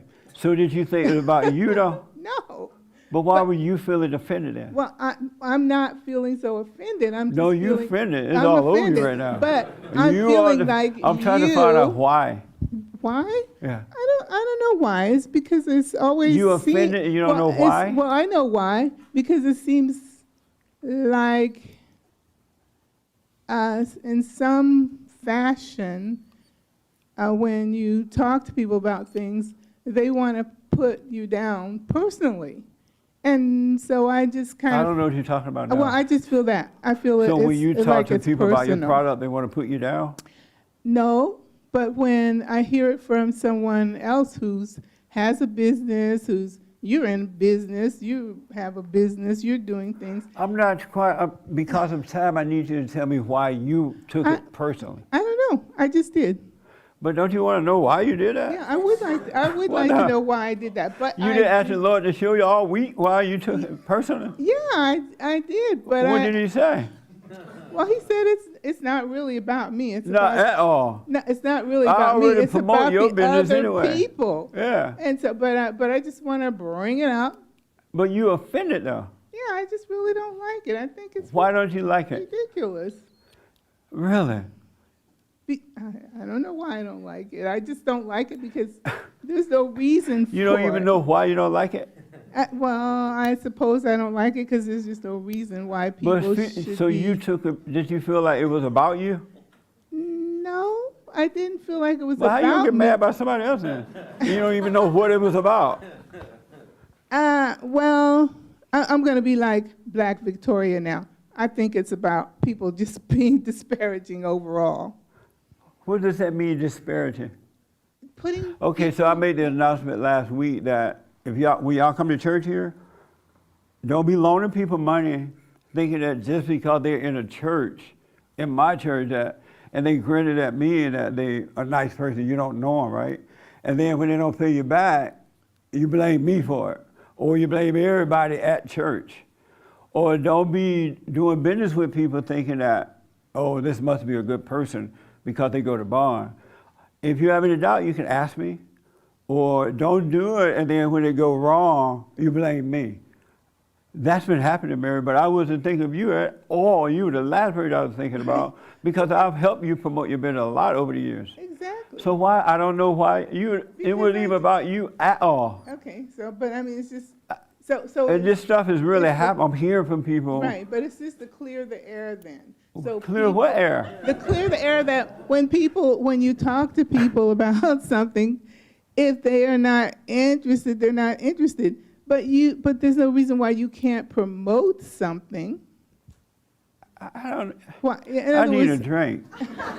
I have no idea. Well, so I if know. stuff is happening in the church, and the people, especially new people, they come, Yeah. and things happen, they bring it to my attention. Yeah. You offended if I make the announcement so that Oh. people would know they need just because they go to Oh, bond. no, I'm not offended. But what are you about offended by then? I don't know. I just wanted. I don't know that I'm offended. You got it in your I just head, don't- Mary. Well, Satan told you it was about you. Well, okay then. If Satan told me, You don't know that it's already, about though? me, it's about me. It's about me, I guess. I don't know. This happens a lot. So Things happen when you work with people. yeah, And so you try to keep it clean by exposing it so people stop doing it. right. Okay. We get a lot of new people in, and there are some people who come here and they don't have well intention. Right. And so the new people get caught up with those people and they'll blame me because they met them at bond. Okay. You I see. Because I mean, I've been here for But years. you're up here and I'm all like, offended, Mary. "All right, well, maybe I'm offended for other people. Who knows? What? You have a husband? No, I don't have one I'm of those. glad about That's that. right. Yeah. Otherwise, he'd be. Mary mad about something that had nothing to do with it. And you carried this all week, huh? Yeah, because it just kind of like pissed me off all week. I said, I have to go. Why you didn't call me? Huh? Or something. Oh, I Or could've that way you called didn't have you, to but carry it then- all week. Well, I mean, it I wasn't promote this woman business. I tell wasn't- everybody about I help her get business. like, it wasn't. What the? It just kind of built up to the end now. So I said, What let me built say up? something. Satan Well, gave you a lie and it built up. yeah. I'm glad you're not a Black Lives Matter member. Well, that's true. You'd be up here with a knife on me. No. But anyway, What the- I just wanted to get it out of myself, so now it's all out. Now you feel silly, huh? No, well, I guess I could. But You look silly. all right then. It was everybody just go other ahead had and nothing laugh. to do with you, Mary, at all. No, but it's And I'm about to make the same announcement again. so go ahead. Yeah, all right then. I'm When done. y'all come here, I'm especially done. new people that don't know each other, right? Don't think just because the person go to church here that Jesse okay with them. And so I can just loan them money, take a ride with them, or whatever, right? Because people have hidden agendas. I don't care where they are. And so if you have any questions or doubt, you can ask me and I say, oh yeah, that person's fine, as far as I know. Or I say, I don't know that person, whatever, right? But don't get mad at the whole church because you get ripped. That make sense? Now, Mary, you got all this week to be mad. If you stay off that phone during the church service, Satan can't trick you. I can't believe that. But I love that, Mary, because it is about thought, so. And just so she believes something that totally wasn't true about it at all and been angry about it all week. It is. That's why you're supposed to go to the person or let the thought go about it. Do not dwell on the thought. Yes, ma'am, you had your hand, then I want to respond to the people. Hey, Mary, you a mess. She was like tick. Mary was so tick, she was trembling while she was saying. She was shaking. Whoa. I highly recommend Mary. Believe me, I've known Mary since I was a child. Mary's awesome. Mary's awesome. And she's excellent at business and fair at business. I've said that over the years. I've gotten her so much work. And now she up here, Lord. I want my money back, the work back. Okay, yes, ma'am. So I heard that comment last week as well, and I spoke to Mary yesterday, and this same, if you don't mind, Mary, the same comment came up. I'm like, I have no idea what she was talking about. I'm like, but when you said it again right now, like, you could also say that for the new people, right? They probably come with hidden agendas and whatnot. Well, anyway, I'm just saying so people be aware. Right, but it's like... Just because somebody come here, they quote what I quote and say what I say, doesn't mean you can just do business with them and not knowing them, and if it doesn't go right, you're going to blame me. If you have it, or blame somebody else in the church, oh, the whole church messed up, right? But you could, that honestly happens everywhere, in all Yes, churches, everywhere absolutely. you go. But most churches won't deal with it. I'm just Yes. putting a light on it. Definitely. Yeah. So when you said that, I'm like, oh yeah, I've met people like that, that. Your people like that? I've met people like that. Oh, you met people. Right, Oh, but I thought you said my it was people just a like thought that. they came and then it went, but Mary never crossed my mind when you made that. I know. Right. It was on the So Satan when on she Mary said that, I'm Brown. like, what are you talking about? But just wanted to add to that. Yeah. Mary, you need Jesus. Are you doing your silent prayer? What?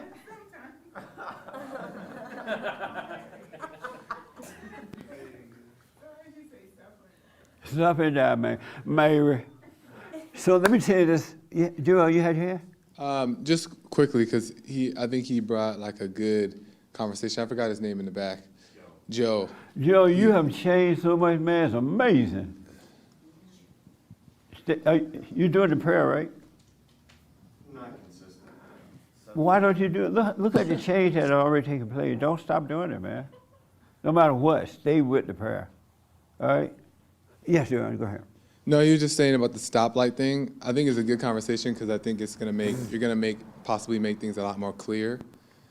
But the understanding of processing things, because you know at the stoplight now that you stop at a red light, but when it was new, you didn't know red or green was stop or go. So you had to process things, which one is which. So that when does that become thought versus Oh, you okay. know? When you were taught to stop at the light, that's like a tool. You use your brain, the brain says stop at the light. But you live by revelation, not by the tool. You learn how to build a house, you use the brains. And when you're done with the house, you threw it the brains, right? And so when you were trained to stop at the light, you're automatically going to stop because you know the red light is to stop. You don't have to think about it. And as soon as you pass the red light, you're done with the red light. You don't think about the red light anymore until you come to the next light. Now, there is a perfect way of living, and that's why God said, bring every thought into captivity. Take no thought about what you're going to wear, what you're going to eat, where you're going to live, or any of those things. Just think on the Father. And when I say think on God, I don't want you to walk around thinking about God either. But put him first, and all things will be added. And because if you notice, the brain itself is made to make the body function, to remember 1 + 1 is 8, or whatever they told you, right? But you don't live by that. Everyday life is supposed to be in the present. It's not like the example that my friend used about, well, I know tomorrow that I'm going to tell my boss this when I get to work. You shouldn't even think about that either, because where is tomorrow? Tomorrow might not ever come. Or you think about how you're going to say it, and you get to work, and you can't do it the way you plan to do it. You're going to get mad at the boss because he didn't listen, or maybe you're going to overreact to it. When God said, bring every thought into captivity, all thoughts are your lies, all the time, because they're not from God. God will really reveal things to you. Satan will talk to you. And if you notice the thoughts they make you think about, every time they want to control you, they make you think about the past or the future, which doesn't exist. They never come in and live in the present with you and make you think, be on the present. It has to always bring you into something that doesn't exist, like the past or the future. And I said I was talking to Hate about this yesterday. We were riding in the car. We were jamming too. Hate know how to play music while you're traveling. Man, when we having fun, it was like crazy. But anyway, I'm building this 24-hour radio network, and I want 24-hour talk of conservative young men, millennial men, because the millennial men have been all screwed up, right? And for those who are waking up, I think that I believe that they will be a good influence for other young millennials, men and women, but especially men.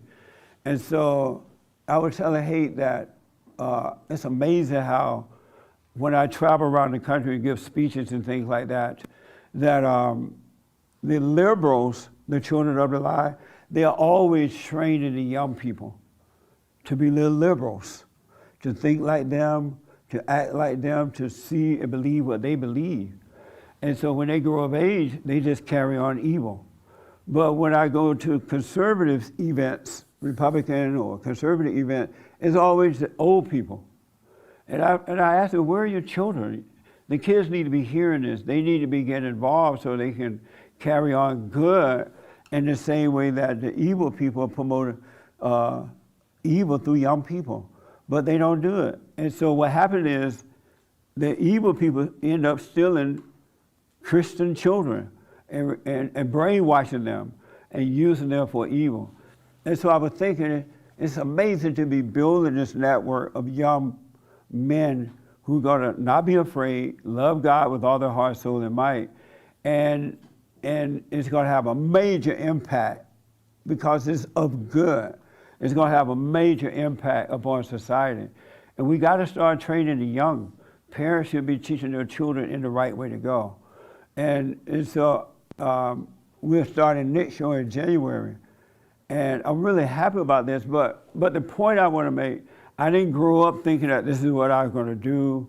If you had asked me this 2 years ago, I wouldn't have thought that it was possible. But it has come now. The right time is right now, and he is giving me the right people to do it with. I don't even have to look for the guys. They just come out of nowhere. And we were talking about how it's like things come out of the darkness into the light, people, places, things, and then they go back into the darkness. You see them no more, it's done, right? And God will bring your life to you. He will cause it to happen. You can't see it in advance, but if you do the silent prayer, have no hatred in your heart, because salvation is about overcoming anger, which is of Satan, and operating in love. And God is love. His nature is love. And so once you forgive and you return to the Father, you're going to be all about love. And it is not something that you feel, taste, and touch. You're just going to live that way. In the same way you live in the fallen state, you can't help it.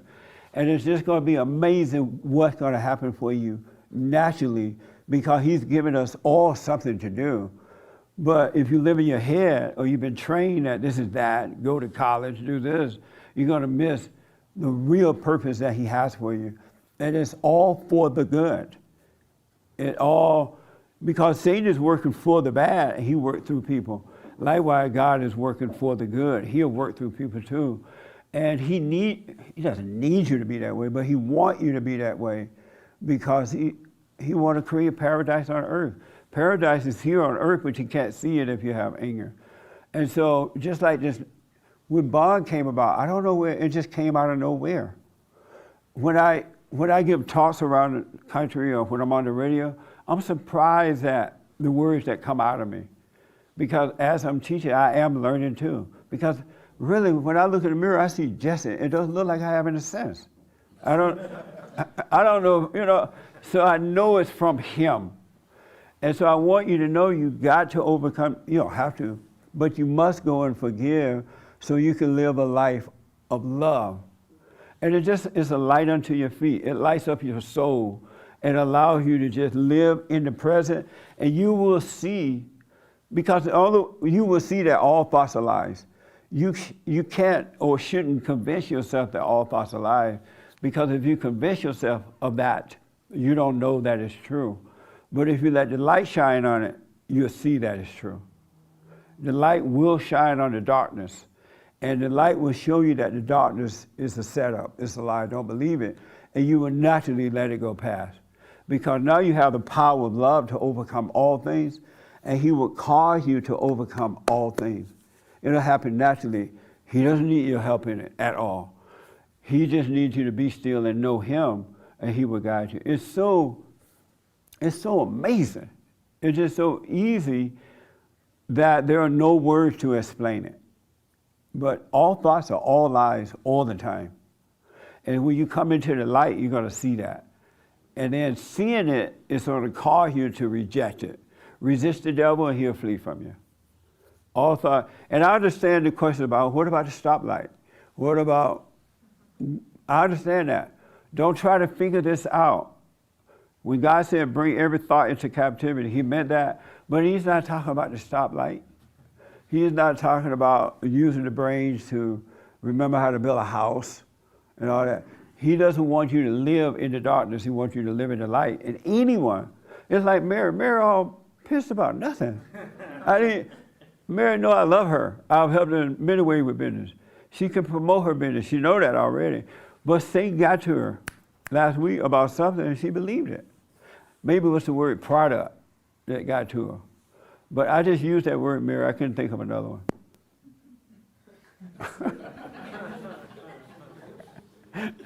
But of ourselves, we can do nothing, and of ourselves, we know nothing.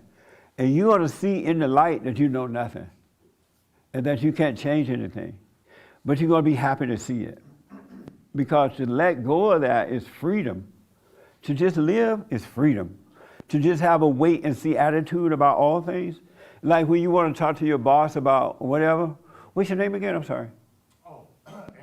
Aaron, so you use the example that, let's say if I want to talk to my boss tomorrow about something, right? You don't need to think on that. Just know that you want to talk to him, but have a wait-and-see attitude. So when you get there, if it should happen, it'll happen perfectly. But if you roll it around in your head all night, or think about what you're going to say, or have an idea when or where, it's not going to go well. Because there is no tomorrow. And God doesn't want us to think about tomorrow. Satan does, but not God. He said, let tomorrow take care of itself. Today is efficient. Today is enough to think on, and not tomorrow. So that's why you really need to do the silent prayer so you can see that all thoughts are lies. And you will grow into it, and you will see that all thoughts, the light will shine on it, and you will see it all lies. And you will get to the point where you're able to resist them. When you first start out, you're not going to be able to resist them because you've been so used to it, living in the head, and you don't want to give into the thought, but because you've been living that way for so long. But don't judge yourself when you do that. You'll grow. Don't play God with that. Just know that's a thought. And the light will become stronger. It's like a little baby, when a baby is first born, the baby is learning to walk. That's how it is in the spirit of the light. You're learning to walk, so you're going to do some dumb stuff, but it's not a big deal. God doesn't care about the dumb stuff. He cares about the heart. He is trying to create love through us. All right? So don't worry about the dumb stuff. That makes sense? Okay. All right, we got to do this real fast. Yes, sir. And then this young man. So, yeah, the driving example I gave wasn't a good one. It was just the first thing that came to my mind. No, I know. You don't have to use it. I'm just saying it's not about those things. I think a better example would be, let's say you came into some money and now you're looking to buy some real estate for investment. You have to put thought into that. You know, what we sow today, we're going to reap tomorrow. So, you know, if you're planning for retirement or something of that nature, you have to put thought into these things. Why? Because if you don't, then you're just leaving it to chance. You want it. Obviously, there's things that are beyond our control that we can't do anything about. So no, we shouldn't focus on it. But there are some things that we do have control of. If you're looking to buy a piece of real estate, right, for investment, not looking to live there, you're looking right. You have to do your homework. You have to know, what the value of that property is. You know, is the town that it's in, is it growing? Is it on the decline? But that's what I mean by using the tool, and once you find it, you're done with that, right? But the point is that it's going to take thought to decide whether or not this is a good investment or a bad investment. And you still have to put thought I know what you're saying. into, okay, I need X amount of dollars in order to retire at 65. Amazing. Right? I know what you're saying. You have to put pen to paper and figure out how, you know what I mean? How many people agree with that? Really? Don't be afraid. This is deep. How many? You agree, Joe? He be like, you agree? He Mexican. You agree? She Mexican. You agree? I'm not sure. I know what you mean. What's his name? Joe. Joe. But if you have faith, you wouldn't live that way either. You really wouldn't. I can honestly tell you, Joe, every house I've ever bought, every opportunity that came along with the last 30 years or so, it just came out of nowhere. He knew my heart, he knew I needed it, and it came out of nowhere. And when you walk into the building, for example, you know that this is my house. And he will give it to you. He would take, if you don't have faith though, you got to figure out like that and plan retirement. But if you didn't plan retirement, it wouldn't even be on your mind, and you'll find yourself saving for whatever, right? It'll just happen naturally. And because he will take care of his children. He loves us, and he will take care. You really don't have to do all that planning. But if you don't have faith in him, then you will do that planning. It's dumb to plan for retirement. Because number one, you're saying, I'm planning to die. I'm planning to get old. I'm planning to die. Whereas he has a greater plan for us. It really does. He may not ever want you to retire. You know what I mean? But you've been taught to retire at a certain age. And I know a whole lot of folks who were retired at whatever they do, 40. Yeah, right at that mark, they retire. And then they have a lot of energy and there's nothing to do. But in all honesty, Joe, you don't have to plan like that at all. His plans are greater than you. Everything the world say do, you should turn it over. It's upside down. The world is totally upside down. So you don't have to have that kind of, and I'm glad you brought that up, because right now we have to find a building and start to think about building, tearing this place down. And right now I have no idea where we're gonna move to, right? But because I don't see anywhere for us to move, I'm waiting to see. You know, I put the word out to the realtor. They talk about tearing the building down again. So keep your eyes open. But I'm not missing sleep over it. I'm just waiting because I have faith that he would make it happen. You know what I mean? But if I got into my head, I would worry about it. I would think, oh my God, what I'm gonna do, and all that crap. And that's what Satan wants me. But to have a wait and see attitude is faith in God. It's having faith. I just still think at the same time, I still think, having said that, there's utility in planning and, you know, being prepared for a worst case scenario type thing. Like just what's the using worst that. case scenario? Just saying, for example, you know, if, okay, worst case scenario, they lock down again, right? Or you know, who here is prepared for another lockdown? Who's not? Are you prepared for a massive blackout? Or, you know, do you have food for the next 2 weeks? I'm just that is using, so good, John. I'm glad you said it. I you like know, your shirt. now you want to wait and see. Well, you should have thought about that. You know what I mean? Like, those who are prepared are gonna. And again, What do I'm you not say to trying that, Joel? Nitpick, but it's just. No, there's- you're not nitpicking. I love it. It's just that the time is up. Right, no, it is 1 o'clock. And so, yeah. Or it's 6:06 according to that clock. I think. What do you say to that? Well, I think Joe makes a good argument, which makes you think and kind of consider. But you drove it home is when you just let it go. Even if it was the stoplight thing, we'll use that. Even if you just learn that stop was red, green is go, if you have faith, you'll just know. Yes. And about the Chinese virus, I noticed that a whole lot of folks have fear about the Chinese thing. They're like, oh, scared and worried. I even know people who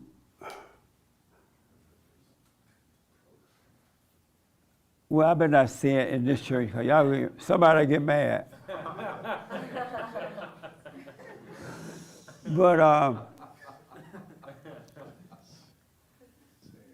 I know someone that lives way over yonder, on the other side of the moon. And so, like, their job asked for a, what do you call it, opt-out thing? When they said, if your church don't want, if it's against your religion, all right? And so, yeah, church exemption. And so they turned in one. I didn't write it for them, so don't y'all be asking me for an exemption. But they turned in one, and they have not heard from the boss about it at all, no word, nothing.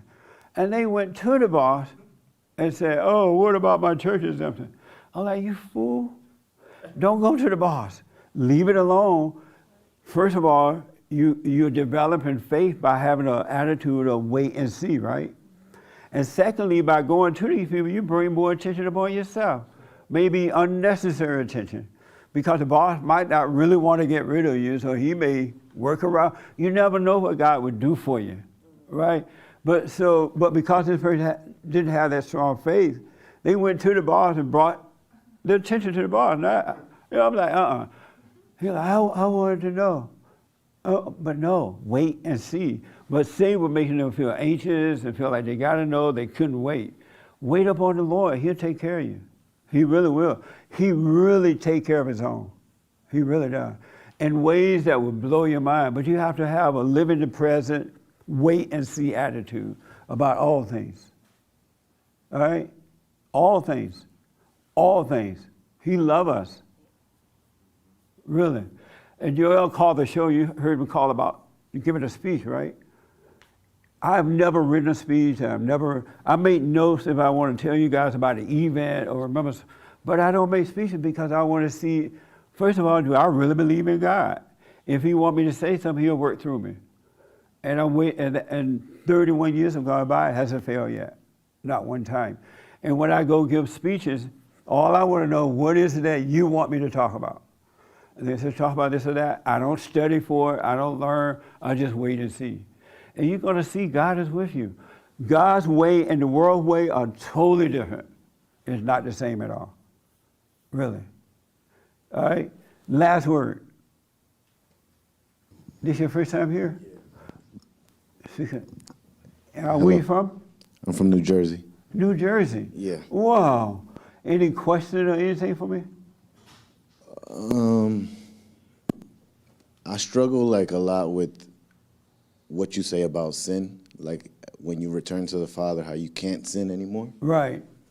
And I just like how you say some people that smoking weed is not the sin.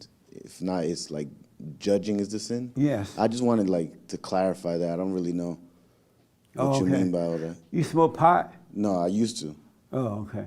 Actually, I stopped after I got introduced to your show. Right on. So anyone who has anger has hatred in their hearts.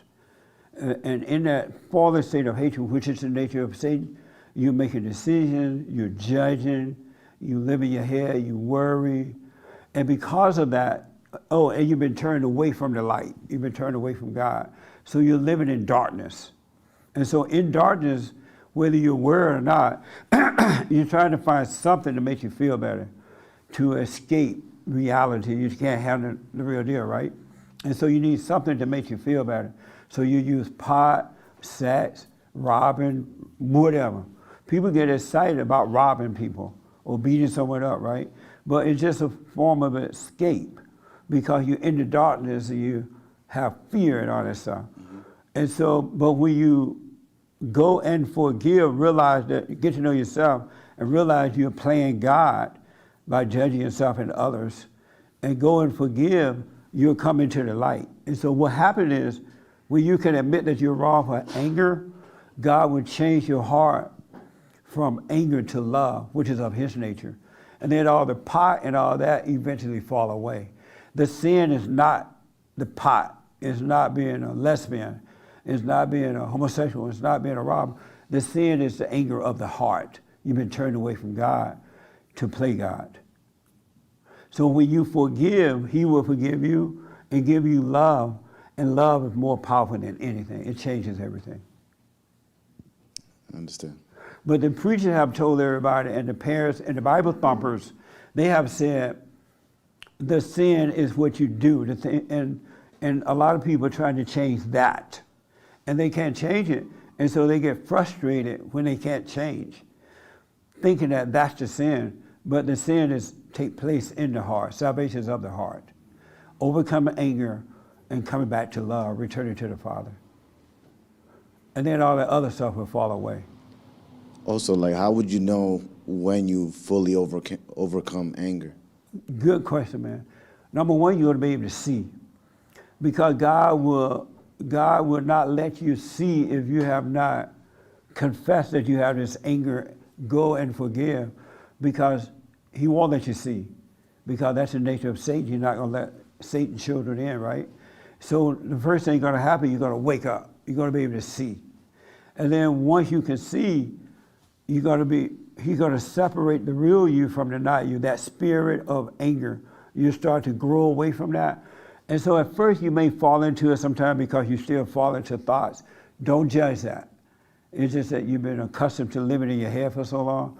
Don't judge it. And we don't judge you, you're not playing God. And you get further and further and further and further away from it. Well, after a while, it wouldn't even be an issue. So it'll change by itself. The fact that you can see is the light of God, and he will change it. And so if you do get angry, just don't worry. Don't let Satan tell you, oh, it's not working. Mm-hmm. You did not forgive. Doubt that thought. Let it pass. Did you overcome the anger yet? Did you go and forgive? I feel like I have been reborn, but like you said, I'm at the beginning. Yes. So I do go back and forth, like with struggle with doubts in my mind and all that stuff. Yeah. And when I do the silent prayer, I kind of doubt I take those, I like don't pay attention to those thoughts anymore, because they keep trying to come back and trying to get me to do other things. And yeah. But I do see myself growing spiritually. Yes. Be patient. You are growing. And once you're born of the light, you cannot be unborn. You can't go back. And Satan trying to make you think, oh, you went out and you smoked a joint today. You're not born again. That's not God telling you that, and that's not you. That's Satan telling you that. Because he wants you to believe the lie. Let it pass. Thank you, Jess. That makes sense? Yeah. Yeah. And stay with the silent prayer. You doing the silent prayer? Yes, I am. Okay. Nice. Stay with it. And no matter what anyone else say about you or how they judge you, wish them well. Don't get into that with them. Don't argue with them. Don't judge them because they're judging you. Whatever. You just wish them well and you stay on your course. It's going to blow your mind. It really will. And I see it happening because a lot with my brother, his wife, a few of my friends and stuff like that, we always, because I fall back into it and I argue with them about what's right and what's wrong. And, oh, you don't know this and you don't know that. But everything that you pretty much say in your show is happening in my life. Yes. Like people are walking away, like away from me because I chose the right way, I want to say. Absolutely. And that's fine. Be happy to see that, because in that fallen state, you thought those were real family members. And you thought those were real friends. But now that you're seeing that they're not, be glad to see it. Don't think that it's a bad thing. It's not a bad thing. And God will put his children, who will be your true family, into your life. Those who truly awake, have returned to the Father. It'll happen naturally. And if it don't, you wouldn't mind anyway, because you have peace. That's what I want. Yeah. So stay with the silent prayer. You come a long way. Any other thing? I know we're going over here, but any other question or anything? Not really, no. Okay. Stay with the prayer, man. Thank you. And I'm glad to see you. Likewise. All right. Jesse, any question about anything?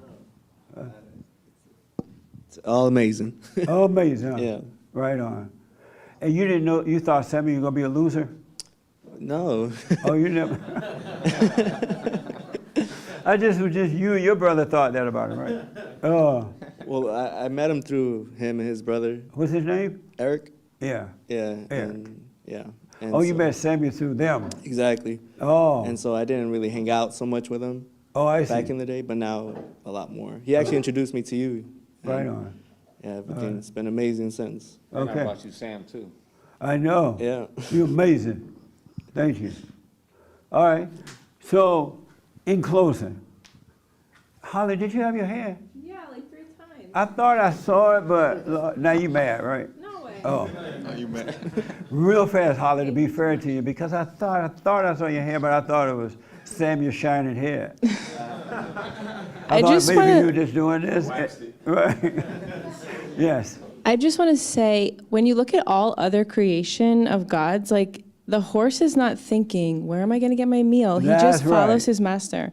And it's so incredible to live in the present. Like, even when I walk into Walmart, I still do not put a mask on until someone tells me. And like, I'll keep it in my pocket and nobody will tell me, guys, like I literally don't wear a mask. But if you're living in the present and I'm like, all right, God, let's go. It's just incredible. Like, and it's cool to test, do I have faith in God, you know? Yep. Absolutely. Trust God. He loves us. All of you are here because you heard something that awakened the truth inside of you. That's why you're here. Otherwise, you wouldn't be here because you wouldn't be able to stand me. You wouldn't like me, right? But because you heard the truth, something awakened you. And that's God in you. He's been trying to get your attention. So just be patient. And if you don't live in the present at all times, don't judge yourself, but stay with the prayer. And just let the thoughts go. And you're growing without realizing it. It is happening.